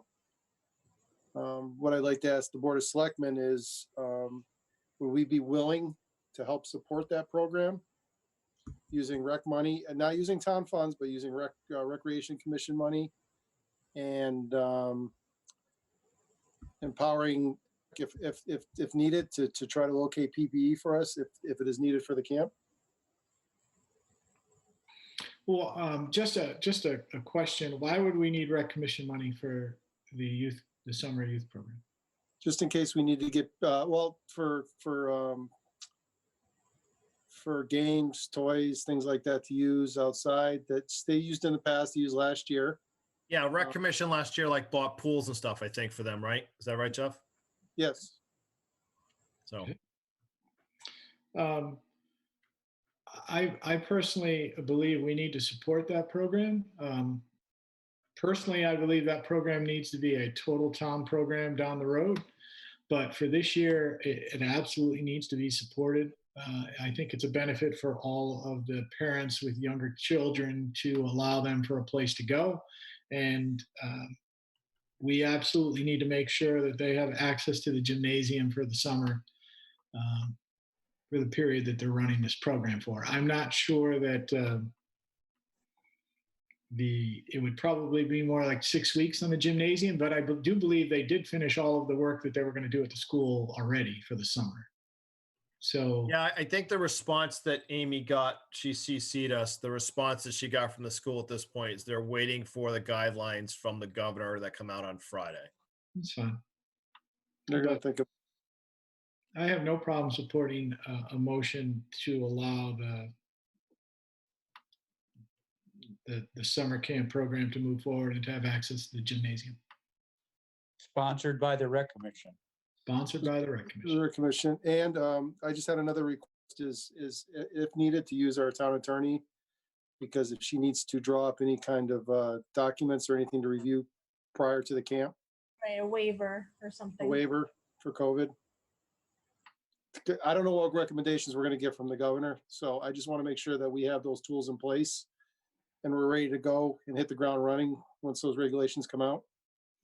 I would say as long as I'm in favor of what you're talking about, as long as we include that the appropriate PPE is available for the duration. And that's where we may need to get some help from the selectmen and the town administrator to help locate. Or the I mean, I can't even get it for my employees. I know, it's Be tough. perfectly That's what I'm honest. saying. And I'd hate to not be able to open because we can't get PPE. I mean, honestly, the majority of PPE that the town employees have, I got from my father's girlfriend, who still is in quarantine in Shenzhen, and she can go down to the local drugstore and buy, N95s in bulk. The only problem is most of them got stolen in shipping. So we only got a third of what I got through her. But that's the majority of what we've gotten in this town right now, other than the fire department has got some because they have some independent channels. I mean, hopefully we got 6 weeks before camp theoretically starts. So, hopefully things get a little better as far as supply chain. Do you think it would be inappropriate, anyone, that we sort of put this out there on social media that we're looking for PPE to support the cool program for the summer? Donations? You're asking for donations? Or hand Donations sanitizer. Or anyone that can source them for us, I have What do no you think, problem Jeff? with sitting there putting out social media that we need something. I mean, I'll sit there and try to do what I can to find some resources. Okay. I just want to put it on for discussion today, just so we know what the challenges are going forward. And I think there's a lot of parents that need to get back to work and they're not, with Channel 3 kids camp closing this year, it's going to be very difficult for, working parents to return to work if they don't have any place to take their kids this summer. Yeah. Yeah, and even for the people that are lucky enough to still work from home, that their kids need a change of environment. Not that I'm speaking from experience, but I didn't think you were working from home right now with all that interruptions you get. as somebody is interrupting now, yeah, okay. But yes, I think we need to support it for sure. And I think asking for donations, if parents are seeing that there's a need and that's going to help their kid in a program, I think they'll be willing to donate supplies if they have the means. So let's see what the recommendations come out with on Friday. Mm-hmm. Then we'll plan on either over the weekend or next week putting something out there saying this is what we need to make this happen. I mean, it may come down to the point that parents actually have to, provide PPE for their children. It may come down to that, and hand sanitizer. Yeah, well, let's see what we can do. Yep, and we don't know what the requirements are going to be yet. So. No, so we'll wait till after Friday and then throw it out. Okay. Okay. So 7F, recreation sign request by Joe King, who is a member of. The motion didn't go through. We didn't make a motion on that one. Yeah, we didn't make a motion yet. For the summer camp? Yeah, if we have to down the road in the coming weeks, we could probably get together and have a special meeting and do that. Jeff doesn't want to have to vote yes on anything, so no motions from Jeff. Well, I don't know what we'd be voting on. I just don't know what the require. I just want to have the discussion to make sure that we as a group would support it. And if we are, and we have to run into a roadblock, that we're ready to act if need be, if we're all on the same page.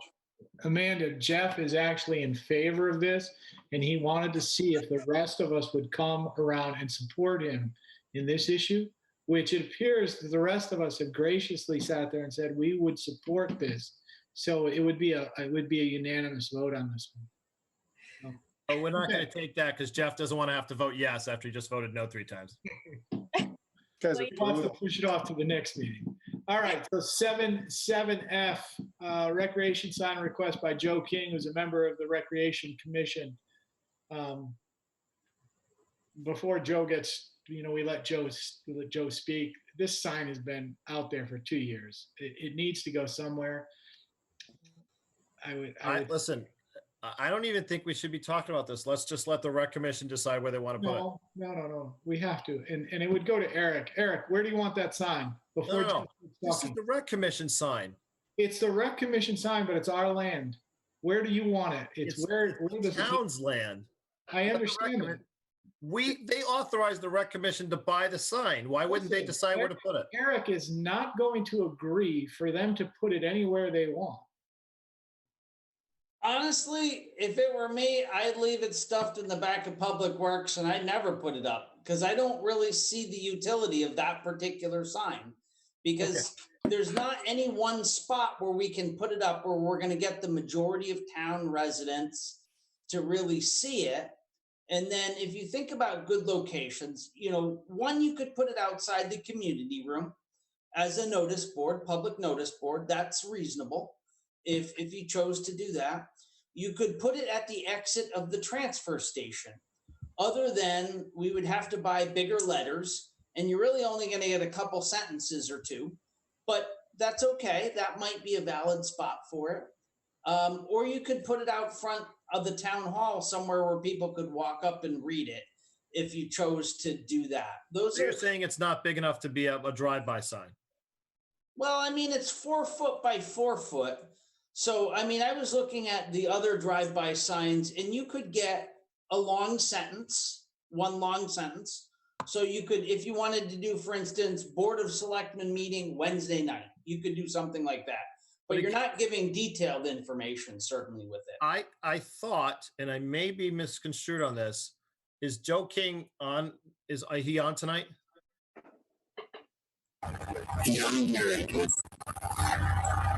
Joe, can you this is just our,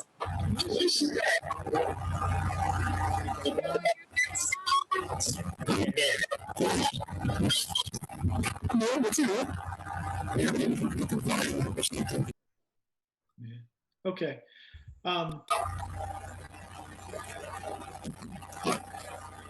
Joe, we can't get it. No.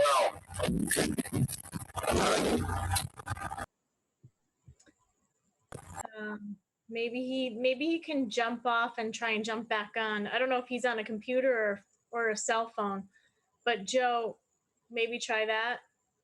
You're robotic. We can't really hear you. So I don't know if it's your internet connection or what. I would tell you that the best in my mind, the one place that Eric didn't mention for the sign could be along the Veterans Memorial Field down at Long Hill, in the driveway area. Scott, would that type of sign work down there? Yeah, it still has its limitations. Yeah, I mean, you drive by, how quickly can you read it? Yeah, you're not. I mean, I think more about it for people that are going down there to use the field, or, when we get to the point where we can have, sports again and parents are going down there, it's a place where you can post, It would be perfect for that, Jeff. Again, I still think this is a rec commission decision. I think we're discussing something that's not really. It is. Is that what they did? It is a rec commission decision. The decision should be to come to us with, this is where they'd like to put it, and we vote on it. Well, did the rec commission first want to put it up at? You can't hear Joe.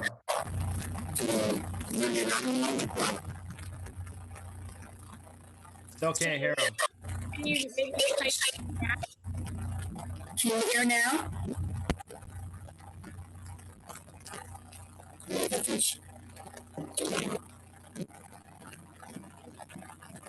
is okay. Jeff, do you know what did the rec commission first want to be done with that sign? You remember? Yeah, they wanted to put it in front of the town hall. And I thought that is what he wanted when he asked about this getting dug out. He did, but it was vetoed by putting it in front of the town hall, either by the last Board of Selectmen or by the previous first select. I mean, it could go in the front, but it's not going to be, you can't really set it up so it's drive-by visible practically. So it would have to be like a walk-up notice board. Correct.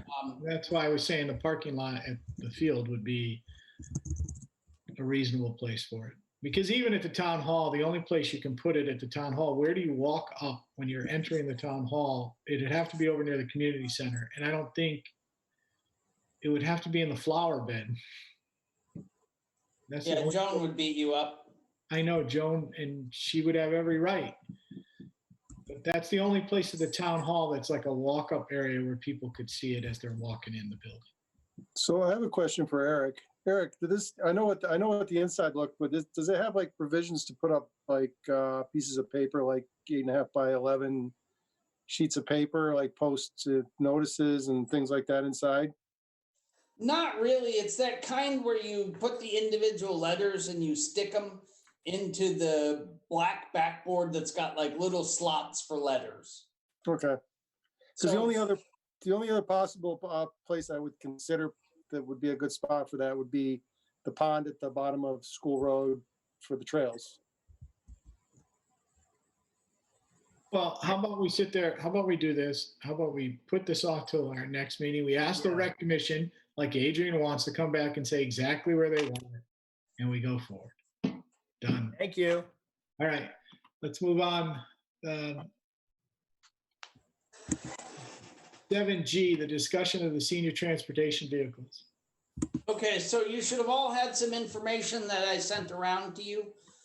So basically, there's a 80/20 state/federal grant that will allow us to purchase a vehicle, potentially 2 vehicles for senior transportation. So my suggestion, and so we have to make a decision whether the Board of Selectmen is in favor of it or not, and whether you're in favor of purchasing 1 vehicle or 2. And I'll give you to you very quickly. Really what we need right now is another minivan, because we have enough medical calls normally that we're often using like a 12-passenger bus and sometimes a 20-passenger bus to transport 1 senior to a medical appointment. So having the van having a second van makes that portion of transportation much more efficient for the medical calls. So that's our most obvious pressing need. And if we only had 1 vehicle that we could get, that would be it. It's going to cost us somewhere between $9,500 and $13,000 for our portion of it, depending on what we get. We get a couple different options, basically Toyota minivans or Dodge Caravans. My preference would be the Toyota because I own the Dodge and it's kind of a piece of crap. But that's just my personal opinion. Our existing one is the Dodge. I sent it. It's a 6-year-old one. So that would be the option if we were interested in 1. We probably, even if we requested 2, we're only likely to get 1. But we can request 2 this year.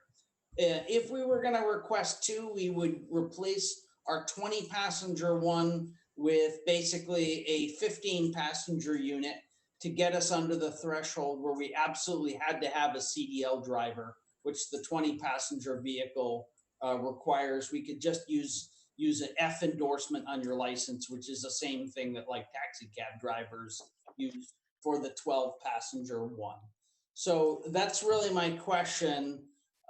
Is the Board of Selectmen in favor? Oh, and as far as funding goes, if it's just a single vehicle, because this purchase is likely to happen probably next June, because once they get all the requests from the town, they got to write a state grant to the federal government for the money. Then the federal government hums for 4 months, gives them the money. The state twiddles their thumbs and passes it down. So we're looking at roughly a little more than a year from now before we get the thing anyway.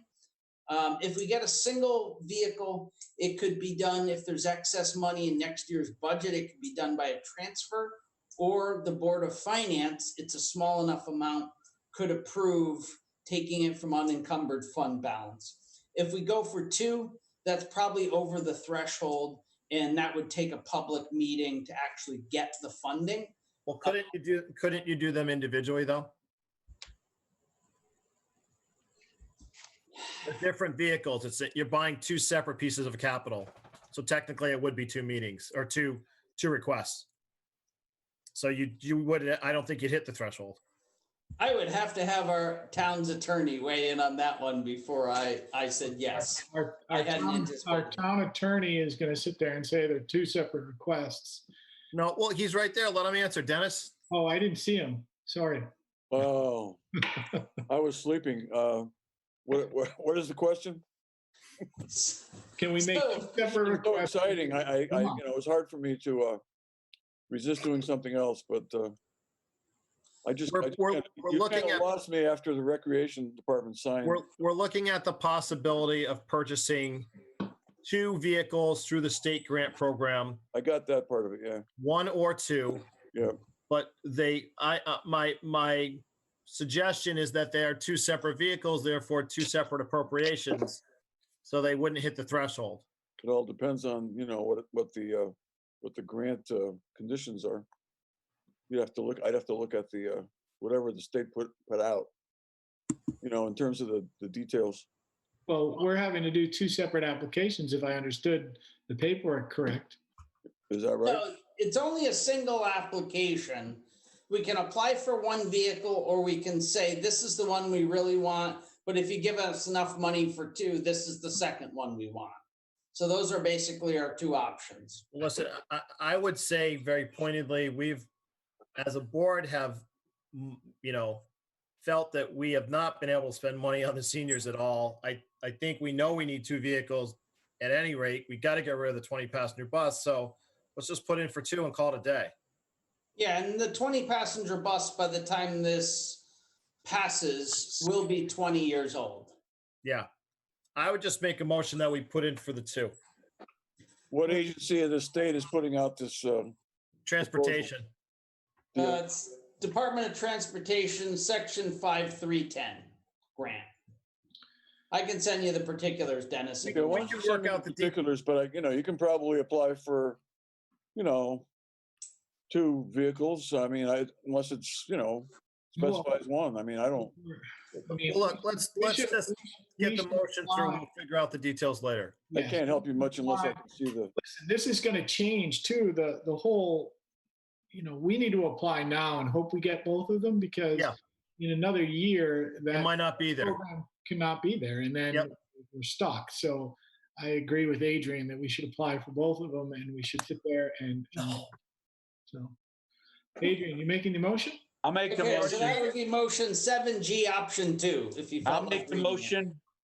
I motion to authorize the town administrator to apply for Section 5310 grant through the Connecticut Department of Transportation for the acquisition of a Configuration H 5-passenger minivan and a Configuration D bus capable of transportation of 12 passengers to provide an on-demand transportation of senior and disabled residents through the Senior Transportation Program.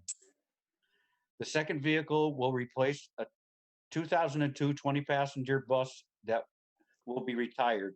The town will pay 20% of the cost for the vehicle, estimated to be between $22,200 and $28,000. I'll second. Further discussion. Eric, is that for both the vehicles? Yep. That is for both the vehicles. Okay. Any further discussion? Further discussion? All right. All those in favor? Aye. Aye. Wow, Jeff Murray. I know. I couldn't believe it. Wow. I figured you would just vote no just for fun. Yeah, just Nope, to keep it going. That's a no-brainer. That's a no-brainer. The seniors, Jeff Murray, the seniors vote. Okay. Can I make a motion that we have Wally move his camera down? I've been looking at his hairline for 2 hours. Oh, boy. It's going to be on public access. So, okay, let's move on to our next item. We have 7H, an ordinance regarding resignation and replacement of an elected official. I forwarded the revised version of this from Mr. O'Brien to everyone at the beginning of the meeting. So if you check your email, it should be there. So if you give me a sec, I'll share the screen and pull that one up. Thank you. I have too many windows open. Hope like hell it's that one.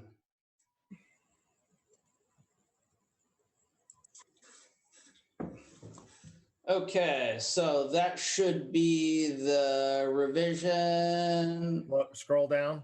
Yep. Yep. I think that's the right version. Yeah, that's the one that Adrian wrote paragraph 5 and I changed it a little bit, but you know, whatever. I sent it back to both of you. Yeah, Eric, do you want to pull up his corrected version? I think this is his corrected version, is it not?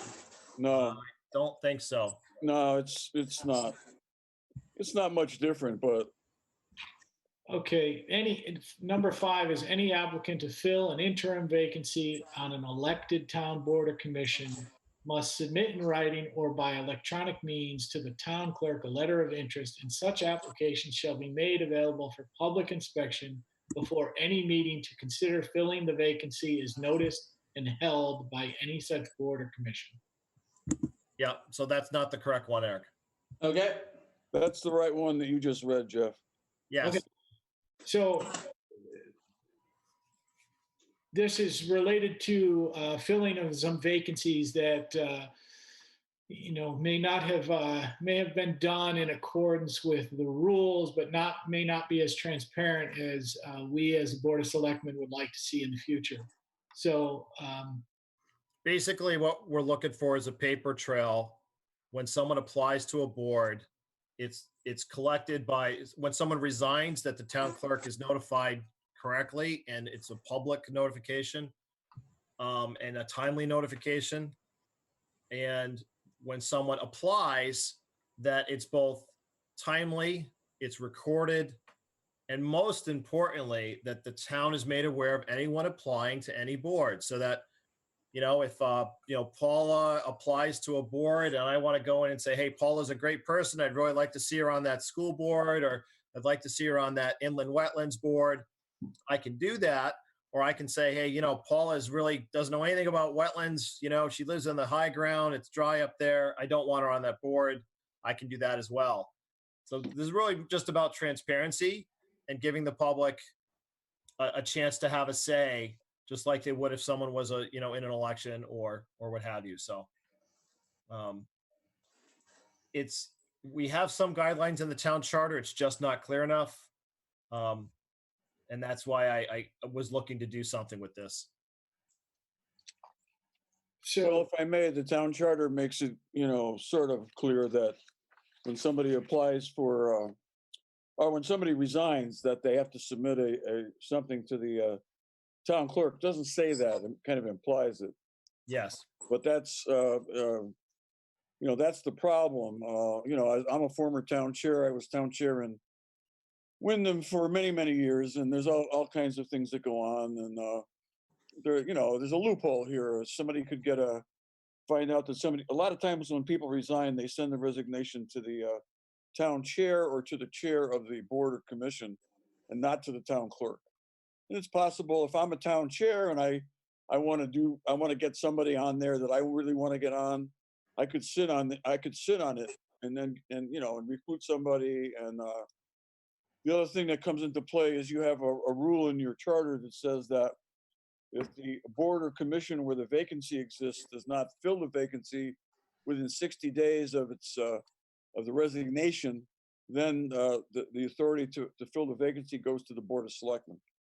And that's something that might have happened in a situation that Adrian brought to my attention. This is just an effort to try to tighten it up a little bit. And I did not, Adrian, apply this to appointed officials for a reason. My feeling is that when somebody runs for office, they're they're out there putting themselves on the line, and exposing them to this kind of process is, the same kind of process you all were exposed to when you ran for the Board of Selectmen. But when you're going for an appointed position, it's a little different. And there's something in the FOI that says that we've had this issue come up in a much different way in Wyndham recently. And the FOI seems to say that, and I think it's geared more towards employees, but it says employees and officials. There's supposed to be some sort of confidentiality regarding people who apply for things, especially employees, because you may be holding down a job, and you may be applying for another job, and you don't want your current employer to find out about it. But the way it's drafted and the way it's in the state statute is kind of unclear, but it does include officials, and your officials, and people who are on appointed positions are actually officials as well, in my view. But I just didn't want to include appointed officials. That's a little different. If you're an elected official, you cannot be removed from office, for example, until you're up for election again. And you either don't run or you're defeated. But an appointed official can be removed in the interim if they don't do what they're supposed to do. There's all kinds of provisions, and I'm not sure what your charter says. I didn't look into it. On removing people who are appointed, I think there's a provision in there that people can be removed, but you cannot remove an elected official. That's different. Dennis, as far as this resolution goes, just so we all understand, this is a minor ordinance. We can sit there and pass this, and it does not have to go to town meeting. That's a judgment call on your part. I mean, and my part as well, advising you. But I mean, obviously, it's your call in the final analysis. I can't make calls for you. I can just advise you. But yeah, there's a provision in your charter that allows the Board of Selectmen to pass minor ordinances. And it's not clear as to what a minor ordinance is, but I seized on some language in the minor ordinance definition. It says to ensure the orderly day-to-day maintenance of the order of the town. Okay. And I think this is really kind of a minor thing. It's a very fine point. It's not something that's going to come up very often, but it was something that Adrian brought to my attention earlier. And then I found out today from Eric that he wanted to have an ordinance drafted. And so I did it this afternoon. Okay. And this may be kind of rough, but it's not bad. It's not bad. So Eric, well, it looks like Mr. Mandeville is frozen on us. So there's a reason why he has not been talking. Oh, there he is. Oh, he's not frozen. He's just. I was listening intently. Good. I like that.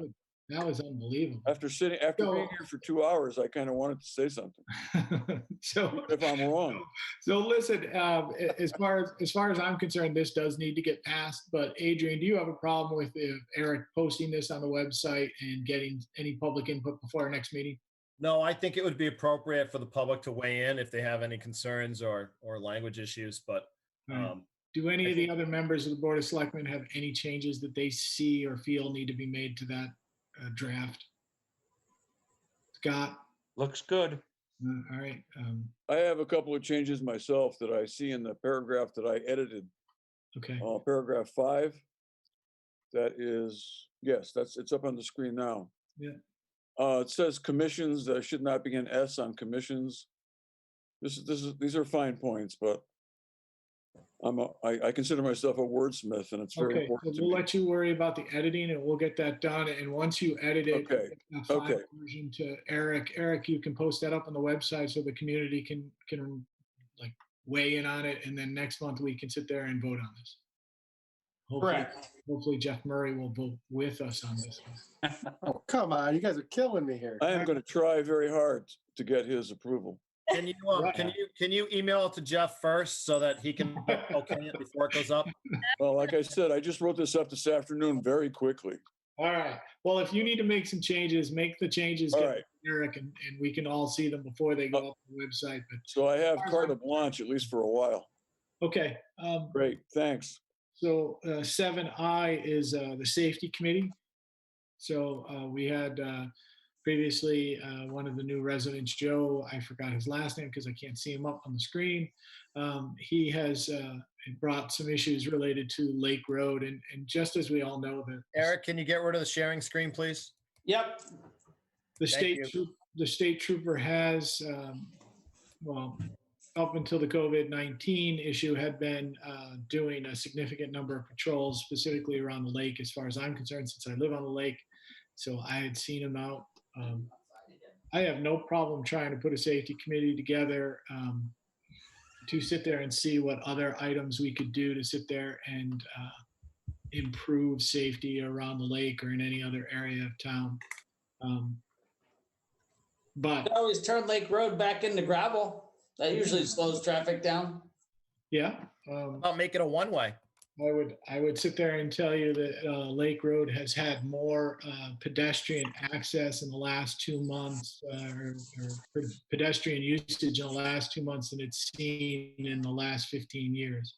So it's been awesome to sit there and see all the people walking the lake and getting around it. So it's a great thing to see.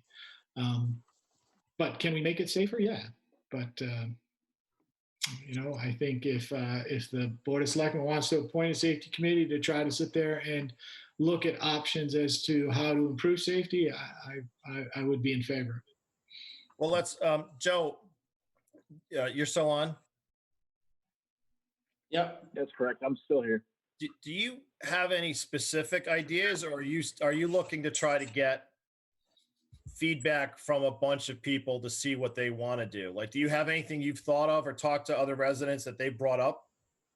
It's a little bit more complex, right? Because you can say, hey, let's put a stop sign here, and then you have somebody else that says, well, people just run right through the stop signs. So it's got to be a combination of different things, and that's why I suggested a committee to get together to suggest and really to price out and get an organized thought process going on what needs to be done. What can be done together. Do some research on what other towns have done. Along those lines. There are some intersections where there might be an extra stop sign that would help in the interim. I don't think that if there's some areas that are identified in the meantime, that we should wait to do something. But, an extra stop sign in a couple different intersections. I know on Island that connects to Lake, it's kind of blind. If you take a left off Island onto Lake, you kind of have to hope and pray you're not going to get your front end taken off. It almost happened to me a couple times. And then identifying some other areas where an extra stop sign could be handy on the opposite side of the lake as well. But again, I think it needs to be a collaborative effort. That's why I suggested a committee be put together. Okay. So, Adrian, do you have any more questions? How many people do you think you should be on this committee, Joe? I don't know. I mean, we could say up to 6 to 8. I think is a reasonable number. But any more than that, I think might get a little bit muddy trying to figure out a solution. Now, are you talking specifically about the vicinity of the lake? Are you talking about townwide? What is your area of focus for that?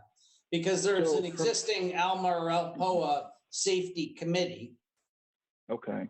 Yeah, so from my perspective, obviously I live here on Lake Road, and so that's been a majority of my observations. Now, when I reached out to that Facebook page, just to ping to see if anybody else had noticed this trend, other people from different parts of Andover also voiced their frustration in their parts of town. Sure. So I can't speak for them. However, on Lake Road specifically, that's my area of concern, especially with the lake being here and there being higher pedestrian traffic on Lake Road. Well, he's talking about other areas of town. I know the residents on Boston Hill got together and petitioned the post office in Hebron, because it's a state road, to allow us to switch our mailboxes to the opposite side so that we weren't crossing the road to get our mail. But I know we have a speeding problem everywhere in town. But the question becomes, would it make, you said that Poe already has a committee. Do we know how often they meet or who's on it? That's just, that is a property owners group, and I have never, Eric, have you heard anything from that safety committee as far as report back to us? Yeah, they really were, last year they were definitely advocating for one of the recording stop signs that flashes the speed. They, a couple of years ago, were pushing very hard for, for speed bumps throughout the Lake District.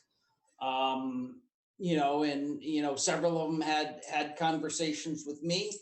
When I was still chair of Planning and Zoning Commission, I had a bunch of conversations regarding sharrows and signage, designating that as a bicycle and pedestrian friendly area. I had also tried to get a couple years ago them to do a road mural, because the one thing that's been kind of proven long-term, to anything you can do to make something appear more residential and appear more narrow tends to lead to reduced speed limits on a road. That's why you see in Europe, in a lot of cases, even if the whole road is paved, they color the sides of the road, so it feels like you're on a really narrow road even when you're not. So there's a lot of things that can be done in that district. I mean, enforcement's part of it, but enforcement only works if you're giving out lots of tickets on a regular basis. And every time we do that, we get everybody bitching that they're getting tickets. And some of it's education. You might remember a couple years ago, we did a mailer to all the town residents explaining what sharrows were, talking about low speed zones around the lake, things like that.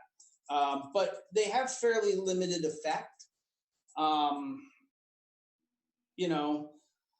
There's some kind of radical solutions you could consider, but when you try interesting things, you start to run afoul of the Uniform Code of MUTA, the Uniform Code of Traffic Authority, whatever they're shoot, Dennis, go. Well, I mean, you have a local traffic authority. I think the first selectman is definitely a member. I don't know who else is a member of the traffic authority in Andover, but each town has a local traffic authority. That would be want to just right. You might want to refer the matter to the traffic authority, and I understand, creating a commission of 6 to 8 people is, in a town the size of Andover, is not easy. Although you may have a lot of interested people like Joe. I think that Jeff just found out he's on the traffic authority. Oh, Adrian, I knew I was on the traffic authority. You're probably the chairman. I what don't know. is you haven't been doing. You've been lax in your duties. I don't know if you guys know it, but I'm a pretty big deal. Are you saying you've been lax in your duties? I am the chief of police. So you need to apologize to Mr. Goodwin for the speeding issue that you're not addressing right now. I'll have to tell Mr. Goodwin, I'm on one side of the lake and people do speed. But listen, even from what Eric said, we need to be creative. How are we going to be creative? The only way to do that is to sit there and have some type of committee, 5-person committee, but it has to be town inclusive. It cannot just be the lake area. But we need to sit there and come up with some ideas that might work. I agree with you, but sometimes when you do things on a big scale, it makes it a little harder. I kind of feel like you have a resident who's here, who's saying, he's interested. And if we ask him if he could come up with 4 other people that'll volunteer for this thing, he's probably going to tell us yes. Would that be right, Joseph? Well, I don't have anybody in mind right yet. I'm still getting to know all my neighbors, but I could muster up some folks. Yeah. The answer was yes. You're going to find 4 people. Yes, I can. I could. Joe will Absolutely. absolutely be able to find 5 people from the lake area that are concerned enough about the track situation that they could get on a committee. And look, the Lake District candidly does pay a lot of taxes in town. What the rest of us do too, but the Lake District specifically, given their view tax and all that fun stuff over there. If we do it on a small scale over in the Lake District in the next year and a half, let's see what they can do, and then we can expand it. Instead of trying to go in 10 directions at once, because if there is a cost factor involved in this, we're never going to be able to do it for the whole town anyways, because the town will shoot it down. Let's start small, see if it works over there, and then we'll move it out from there. Expand it if it works. Okay, then make a motion. All right, so I'll make a motion that we start a committee of 5 people, a traffic safety committee specifically within the Lake District. I'll second the motion. Any further discussion on the committee? All right. The only thing I'd like to say is that I'm a member of the Coventry group, Bolton, and Columbia, and every town has got a thread similar to the one that's in Andover. It's a problem in every town.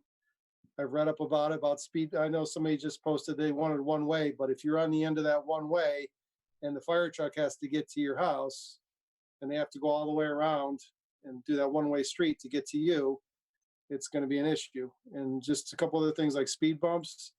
It's an issue with fire trucks and emergency vehicles sometimes to try to get down these streets if there's speed bumps.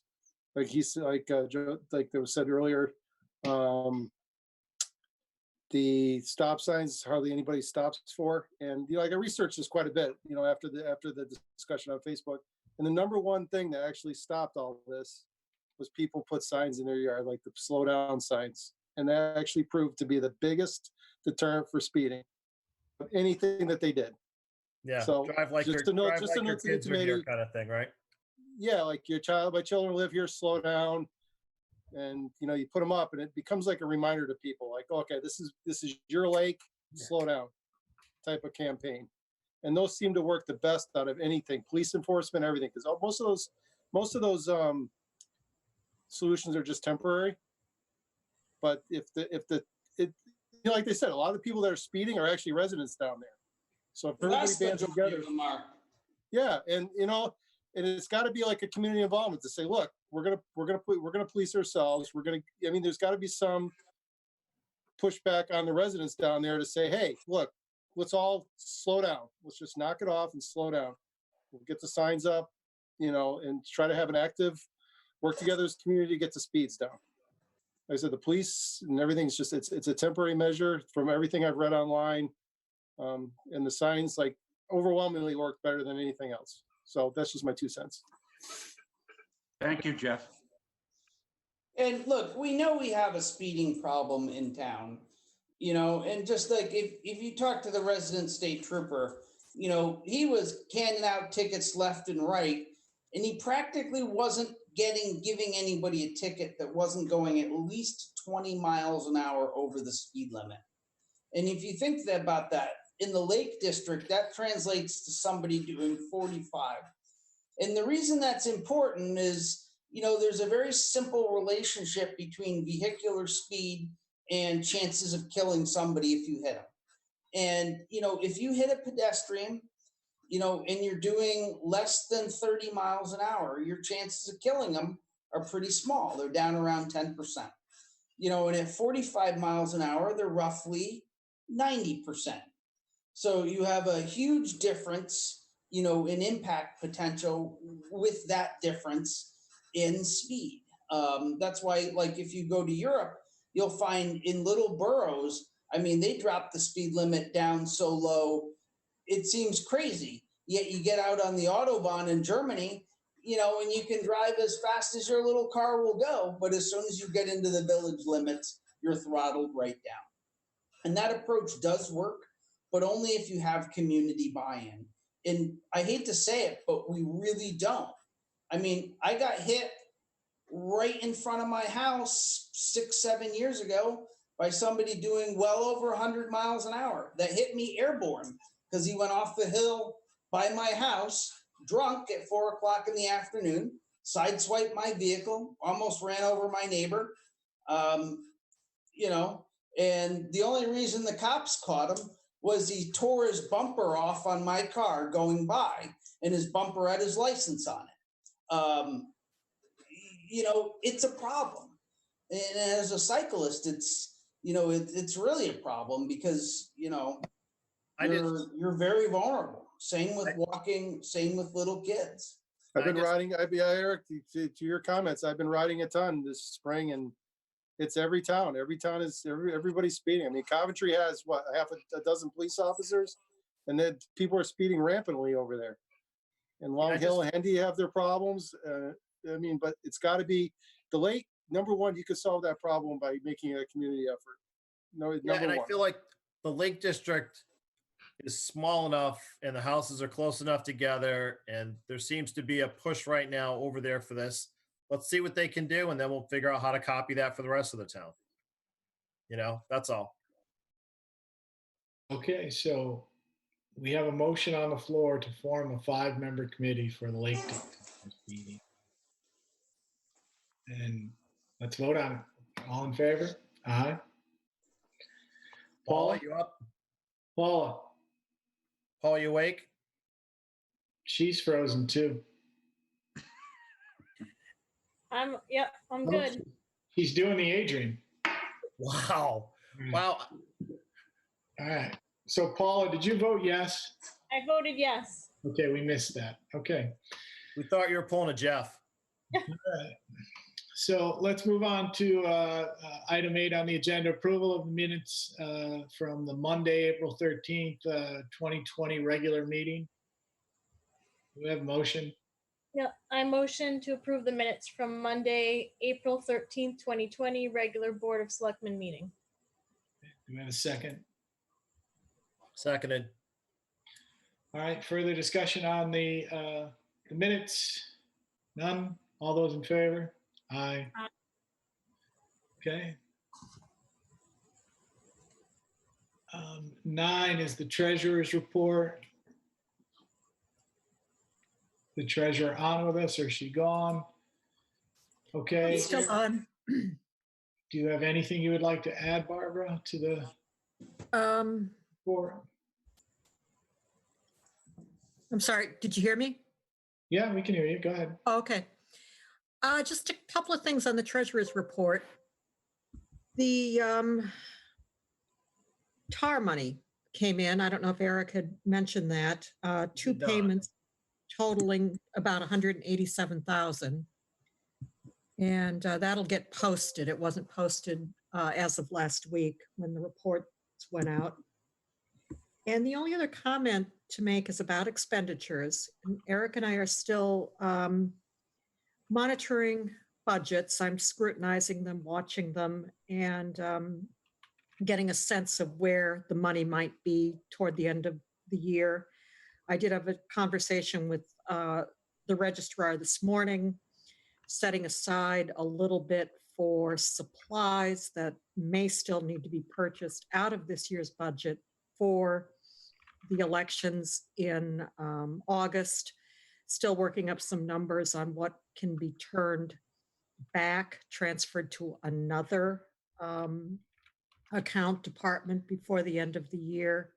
And I'm going to be looking at a little more closely at senior transportation.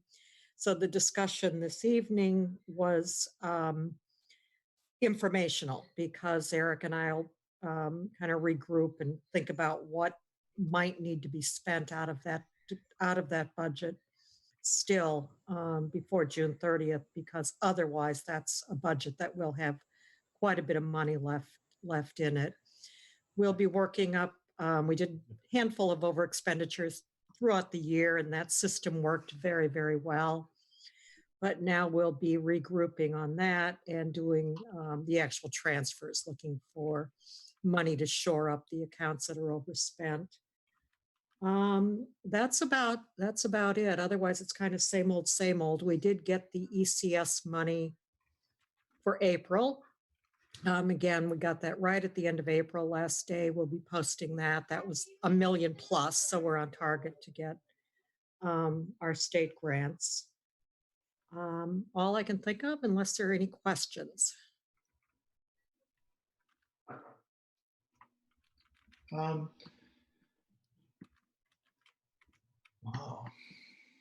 How do we do with collections for the April timeframe? I haven't been able to analyze those yet. I'm still, I think the tax collector has finished posting things, putting them in an Excel spreadsheet. I usually like to get the bank statement and compare her numbers with the bank before I post them to the system. From her conversation with her, I don't think it's noticeable for April. So the next few months will be more telling, especially June. So definitely by next meeting, we'll have the April information. I had a conversation with her a couple of days ago. She said April's receipts were basically typical. We have not seen any effect of people not, any increase in people not paying on time at this point. Again, that's very possible that will change. You know, clearly we have a lot of people in town that are unemployed. So I imagine a fraction of them will not be able to pay their bills on time. It's just about 10% of our population currently. Barbara, a question on educational spending. Have you and Eric been in communication with specifically AES about where they're looking at being at the end of the year?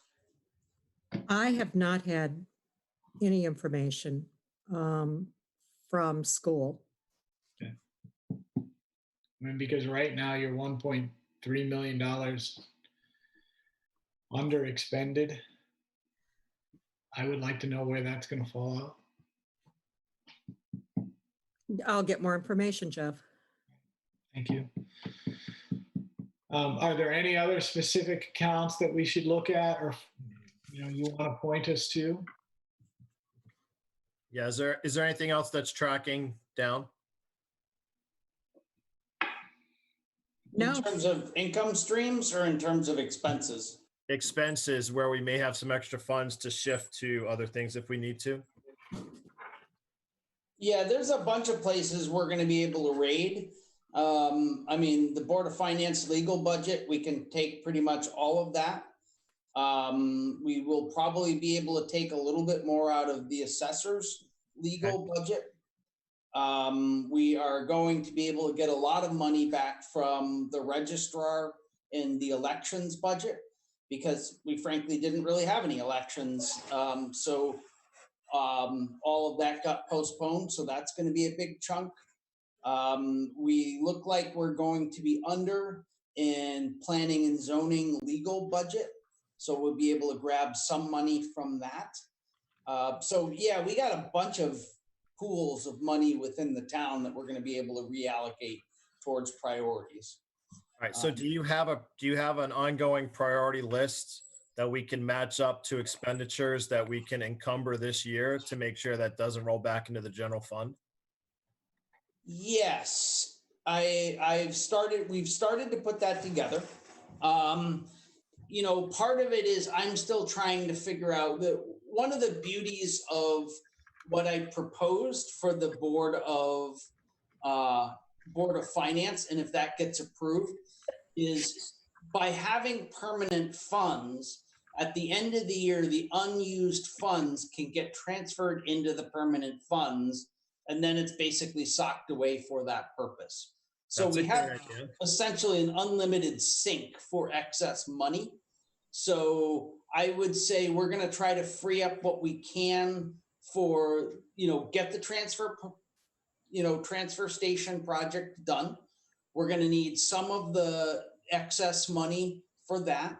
We still need to buy the thumb cards for when we eventually open up the library and the town hall and public works for the not bookkeeping.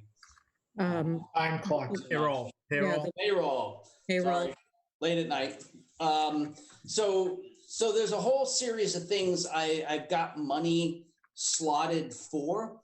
And if CIP meets again reasonably soon, I have one other thought that we might request, since we're not buying the mower this year. So yes, I have thought through. So what you're saying, Eric, as opposed to that terminology, there is potentially monies that can go to the priorities that this board has established. Correct. We're going to try to get done because we know we did not fund them moving forward for next year's budget. Correct. Okay. Correct. Just so everybody understands that. I mean, it's not like we're just trying to understand what is available and then sit there and go through the priorities that the board has established so that we can sit there and make some headway now while we have the opportunity. Right. Okay.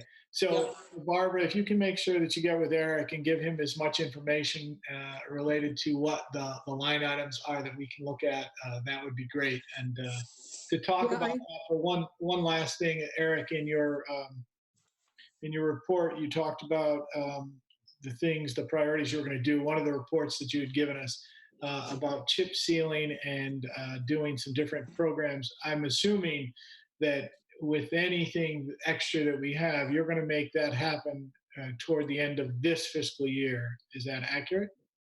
That is. In fact, I had a couple motions that I gave you all that I would, if you want to just tell me to do it, I will just do it and I will sign them.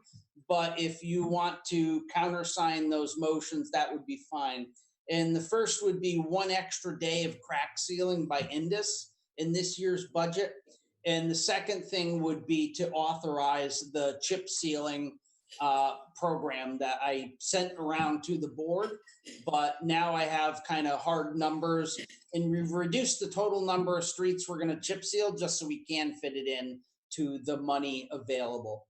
And this work would be done prior to July 1, if at all possible. Before we go to try to make those motions, if we need to, is this the maximum that you can do, or is there an opportunity for us to do more than this? Well, so, I mean, given the amount of money I have, this is a reasonable, so you're always playing off. You got all these different things. You got to do a bunch of crack sealing. You probably ought to do some chip sealing. One of the problems we have is that in really, in the neighborhoods with a lot of traffic like the Lake District, you're better off doing what's called a cape seal rather than just a chip seal. So I'm allocating some money, basically reserving some money for the micro slurry that gets put on after the chip seal. So basically what I'm trying to do is I'm trying to do a little bit of paving, although not much. You know, and we're still discussing that right now, what we can actually slide in, but putting most of the money towards pavement preservation. Okay, I understand that, but what I'm asking you is if you and Barbara look at our current budget and you determine there's unexpended dollars, can you do more than what you're laying out in the motion? Like, I don't want to make a motion and tie you to a number if you have an opportunity to do more work, because that is the most important thing for the community, is to make our roads, well, not the most important thing, but it is one of the most important things for us, is to improve our infrastructure and our roads. So I don't want to make a motion and it ties you to something and you could do an extra $25,000 of work that will improve another neighborhood. Right. So what I would say to that is, if it looks like we're going to have excess money, because going forward, if the budget passes, we're going to have a series of permanent funds established. We simply transfer that money to the permanent fund, and then it doesn't matter whether I spend that before July 1 or after July 1. I can roll right in and spend that in the next budget year. So yes, I have thought about that. And that's part of the reason why we're structuring things with permanent funds, so we can make that process easier. Yeah, just keep in mind, though, you're dealing with 2 fiscal years. So if that fund isn't set up till July 1, that's a problem because we want to move the money in June. So we need to move the money into some existing fund or get a fund set up in June. But I think you can do highway. I think that's something I will continue to work on fine tuning what can come out, get firmer dollar amounts. And I'm definitely hoping by June meeting, couple of things pending, and then come up with the actual account numbers. And then we need a place to move that into in this fiscal year. Okay, so let's get that done so we can act properly. And then I agree with that. I don't necessarily, I mean, I'm going to speak for myself to the other board members. I don't think we need to make a motion to authorize Eric to do any of this work. I don't think there's anything to do at this time because we just don't know the dollar amounts right now. Yeah, and candidly, I don't. What I'm telling you is that I'm about to sign a contract with Comer for chip sealing, and I'm about to sign a contract with Indus for the crack sealing. If you guys are okay with just having me do that, that's fine. If you want to motion and authorize it, that's fine too. Eric, I mean, I think as Jeff said, we don't feel as a board we need to make a motion. You know what needs to be done. You know the amount of money that you have to do it. And if it's beyond that, we'll figure it out. Okay, that's fine. Okay. Just as long as you promise to seal the track at the field also. The track at the field will be sealed. Wow, that's Scott just laying it out there. Okay. Does Jeff Murray need anything over in the Woodland area so he can vote yes on some things going forward? I think he laid out one of his streets, didn't you? He did. He did. Oh, that's why he's going to vote yes on this. Stanley Drive. You notice, I know nothing's going to get done in front of my house. Dr. No has a weak spot. Yeah. Dr. No has a weak spot. Seriously, I just want to know when I signed that check for the mailbox, whose mailbox was it? Is really all I want to know. You're getting the bill soon, trust me. Snow season's over. All right, let's move on to the budget. Listen, we all have been on meetings for probably about 15 hours, or not necessarily that long, but there was a long, drawn-out budget thing. Do we need to talk about anything about the budget? No. Okay, I'm moving on. Tax collector's report. I think there was one transfer. Yeah, one is basically, so there's one transfer there that is from the equipment maintenance line item in elections. And we're going to use that to replace 2 old computers that the registrar has. Now, we will probably get rebated 100% of the money we're putting into this back from the state, because right now they have 100% match, but we have to buy the stuff and get rebated. So I'd like to transfer the money in. I'd like to buy the computers because they definitely need it. And we're going to end up getting rebated the money eventually by the state. So that's that appropriation transfer that's there. Okay, does anybody have a problem with that? Do we need to make a motion on that one? No? Okay.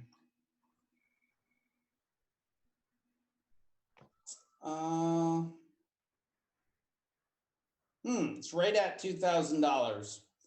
Or a yeah. Per charter, yes, the Board of Selectmen would make a motion on that. Yeah. To authorize that transfer. Okay, does somebody want to make that motion, please? I'm trying to find it. This is for the tax. Okay, I'm going to sit there and make the motion. I'm going to make a motion for an appropriation transfer, moving money from account 014 I don't know what number you put there, Eric. Is that a 430? 0121-438. Seriously, come on, man. That's why I type everything. Okay, I can't read that number, but budget account number from all right, Eric, here's what we're gonna do. You make the motion because you can read your writing and it'll come from me. Okay. Right. The money is being transferred from budget account 0121-438 to 0129-735, which is from equipment maintenance elections to computer replacement / services in the town office. And the appropriation amount that's being transferred is $2,000. Okay, so that is the motion that I made for the Board of Selectmen. Does anyone want to second that? I'll second that. Okay. Further discussion on this $2,000 transfer? None? All those in favor? Aye.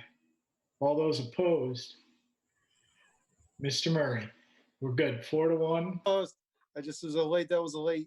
No. I got you. I saw you point the finger. I got it. No. That was a yes. Oh, you did a yes? Oh, That was a yes. man. I was not Okay. opposed. I caught you late. Okay, so that's a 5-0.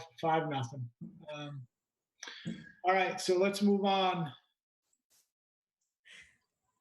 Okay, so the tax collector has 3 tax refunds. All 3 of them are for vehicles, as far as I can tell. So there's 2 possibilities for a motion. One, you can motion to approve and authorize me to sign for Jeff, who's supposed to sign for it. Or option number 2, you can make Jeff come in and sign it himself. I can come in and sign, but I got a question on the tax collector's report. So we're looking at March's information. So it's May 11th. So we don't have a tax collector's report for the month of April. Barbara? Good I'm question. going to unmute. Yeah, because these are prepared last week. So she was finishing it up and I haven't even seen the bank information yet. I mean, it is the 11th, but this was, I think the 5th or 6th, we were trying to put these together. So the reconciliation isn't complete. So you held up us seeing the potential collections because the reconciliation isn't complete.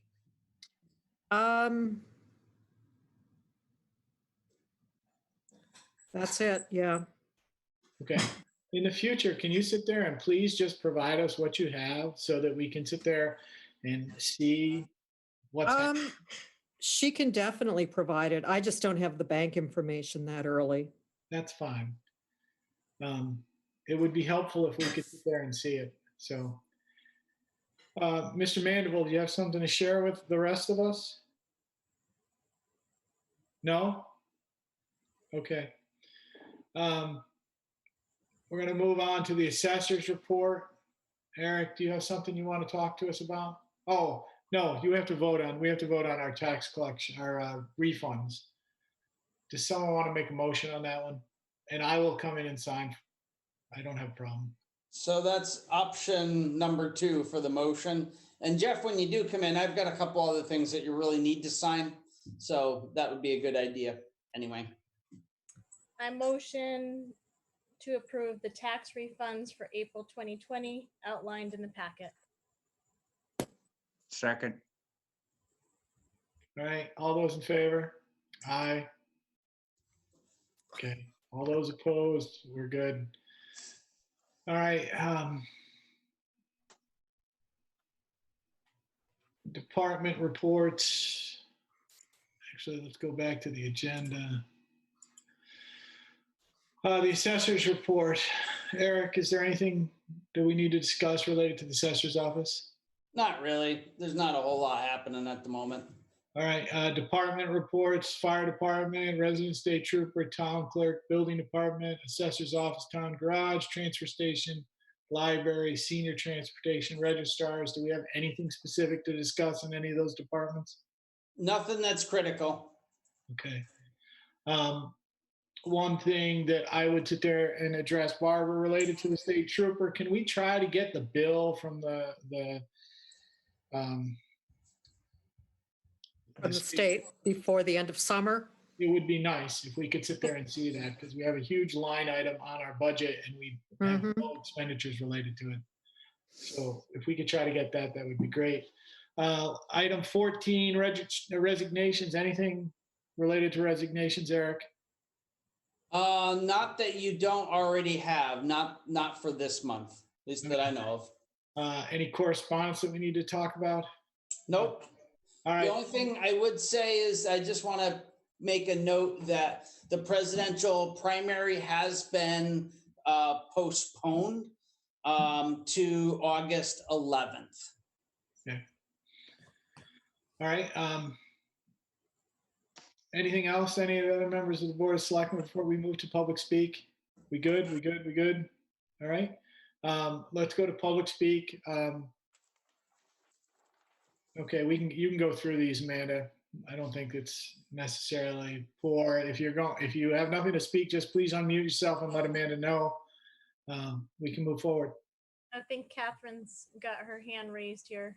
So should we start with Catherine? Yes, I do. Can you hear me? Yep. Okay, hi. I have an issue with re-upping the contract for the town attorney without anyone in town having any kind of say-so, without having their concerns addressed. Okay. I've addressed it before, but I know that there are others that would like to address it as well. Okay, when we have our meeting related to our reviews, we will sit there and take all that input into consideration. Yeah, we would encourage anybody that's part of the public that has a concern to submit a letter of concern, and we'll take that into account. Seriously, you will? You don't trust us? Catherine, you don't trust us? No. Okay. Well, then we can't help you. If We you can't can't help trust you. us, You we can't can't help you. You know, Yeah, you can. We'll take it into consideration. We may not all agree, but we will do our best to take it into account. So. All right, Catherine, anything else you'd like to bring forward? No, that's it. Thank you. All right, thank you very much. Thank you. Anyone Okay. else, Amanda? Joe? I've got nothing further. So I'll be available if you guys, require any more input. So. Well, we expect you to be on the board, Joe, on that committee. Absolutely, I can do that. All right, that's great. Thank you for sticking with us. Yeah. Thank you. Hi, Amanda, can you hear me? Go ahead, Elaine. Okay, just as far as the senior transportation, the only thing that I see that we need desperately right now is just a small grocery shopping trip, because those shopping trips that the seniors used to take depended upon that for transportation to be able to get to a grocery store. Right now, what we have to offer them is calling in and calling to me Sunday through Tuesday, and I take their list of grocery needs, and then we send it off to Ted's in Hebron, and then on Saturday, CERT goes ahead and delivers the groceries to them, and only people with credit cards can do that, except we do have one senior who is able to, we pay, the town credit card pays, and then she goes ahead and writes a check to pay for it back. But she has an EBT card, which she isn't able to use through Ted's program, and people who just have debit cards and not credit cards can't use Ted's program. So there's a desperate need to be able to just give them a ride to a grocery store, maybe one or two people, maybe during the senior hours, early in the morning, so that there's very limited exposure for people. I know we'd have to talk, we only have 2 senior drivers now, senior transportation drivers now. We'd have to talk to see if they'd be comfortable, taking 1 or 2 people to a grocery store. But if there's, it's a very limited thing that we could offer, but it's something to keep them from having to just have Ted's and CERT delivery at this point. Well, Elaine, we had at the beginning of this, we had a lot of people reach out and say that if seniors needed something specific, they were willing to step up and volunteer. If have you coordinated at all with Roberta or Kathy Palazzi or anyone with Eric to let him know the list of people that need to be addressed? This has all been through Eric and Roberta. Okay, and No, so, they know, we know of, literally, there's only 2 people currently in Andover that were doing this Ted's order and cert delivery. So if there's just some way we could just bring them to the grocery store, okay, then that wouldn't have to be done. Because I don't know how long CERT's gonna do this, this. so Eric, I mean, can we just see if we can put it out there, if we can get 1 or 2 people to volunteer to take the 2 people for a trip? Well, but at the point where you're going to have volunteers do it, if you're adding the exposure anyway, you might as well do it in a controlled environment with an employee and just run senior transportation to do it. And I think I do have a meeting on Friday with CERT. That's one of the things we're discussing, is how we transition back to what we're doing right now to something that's sustainable, because CERT can't continue to do everything they're doing right now for months and months and months. So that is a topic that's going to be under discussion at the end of this week. And we're looking at putting a plan together how to move in that direction.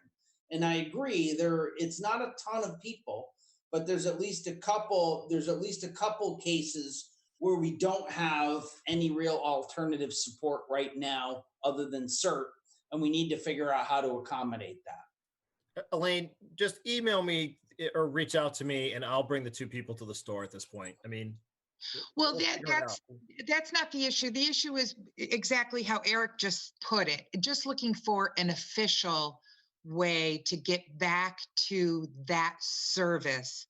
It's not bringing the seniors to lunches. It's, you know what I mean? It's just that grocery shopping trip that didn't seem like a big deal way back when is kind of a big deal. No, we realize that, and Eric's trying to adjust that on Friday. So you're saying they can wait until this happens, or what are you asking for exactly? CERT is still doing it. We are still doing it for the next few weeks, but it's just a matter, since the discussion was tonight, senior transportation and getting back up and running.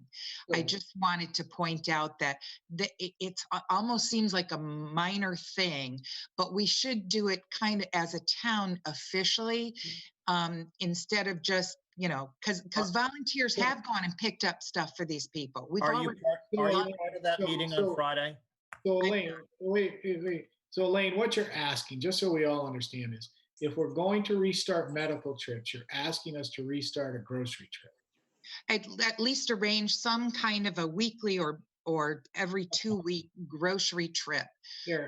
I say maybe weekly, so you can do like 2 people one week and 2 people the next week, so that it's a limited number of people in the vehicle. But Elaine, you're part of the meeting on Friday, correct? No, I wasn't told about the meeting on Friday. Okay. But there's someone from CERT there? Yes. And they're aware of this concern? Yes. Okay, They're aware of the concern that CERT can't do it forever. Okay, so I mean, Eric's aware, and Eric will bring that to the meeting, and Eric will move forward with this. That's really what his role is here, is to sort of facilitate these things. So right. Let's give him a chance to do that. Yeah. So I just wanted to reiterate that is an important thing right now, is to grocery shopping. Okay. Okay. Sure. Eric, it's on the list for transportation options. Yep. All right. Hi, everyone. So very briefly, I just wanted to share, since we're talking about food, our farmers market committee has been having meetings, and we're planning for our season coming up starting July 1st. So I'd like to put it on the agenda for next month, but I just wanted to share that Elaine and our committee is working on a safe plan on how to host the market. We have guidelines and regulations from the state that we're going to follow. And farmers markets are seen as essential and actually very important right now. So we're excited for the season, regardless of the situation. So I just wanted to share that. Have you reached out with the farmers market to any of the dairy? Because dairy seems to be things that people are concerned about right now, you know? I've been in touch with Mountain Dairy. I know that they're delivering. I'm not sure that they'd be able to be a part of our market, but if there's any other dairy farm that anyone hears of, any recommendations would be great. Okay. I know people are concerned about meat. We do have a meat farmer. They're actually opening up their store on 66 in Columbia this weekend. So very Cool. exciting. That's great. Okay, is there anyone else who would like to participate in public speak?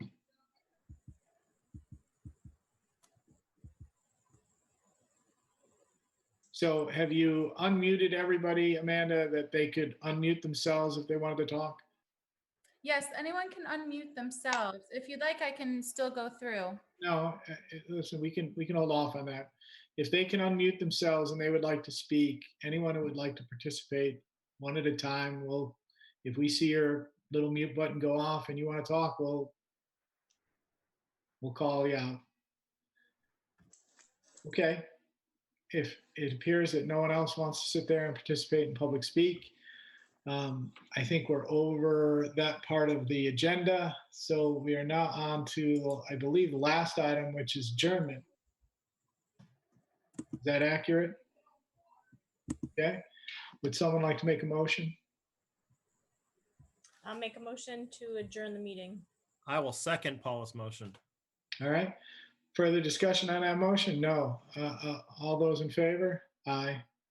Oh, I thought Jeff was going to get one more in. I'm so disappointed. Disappointed that you chose to vote in favor of that. I think you should have voted no.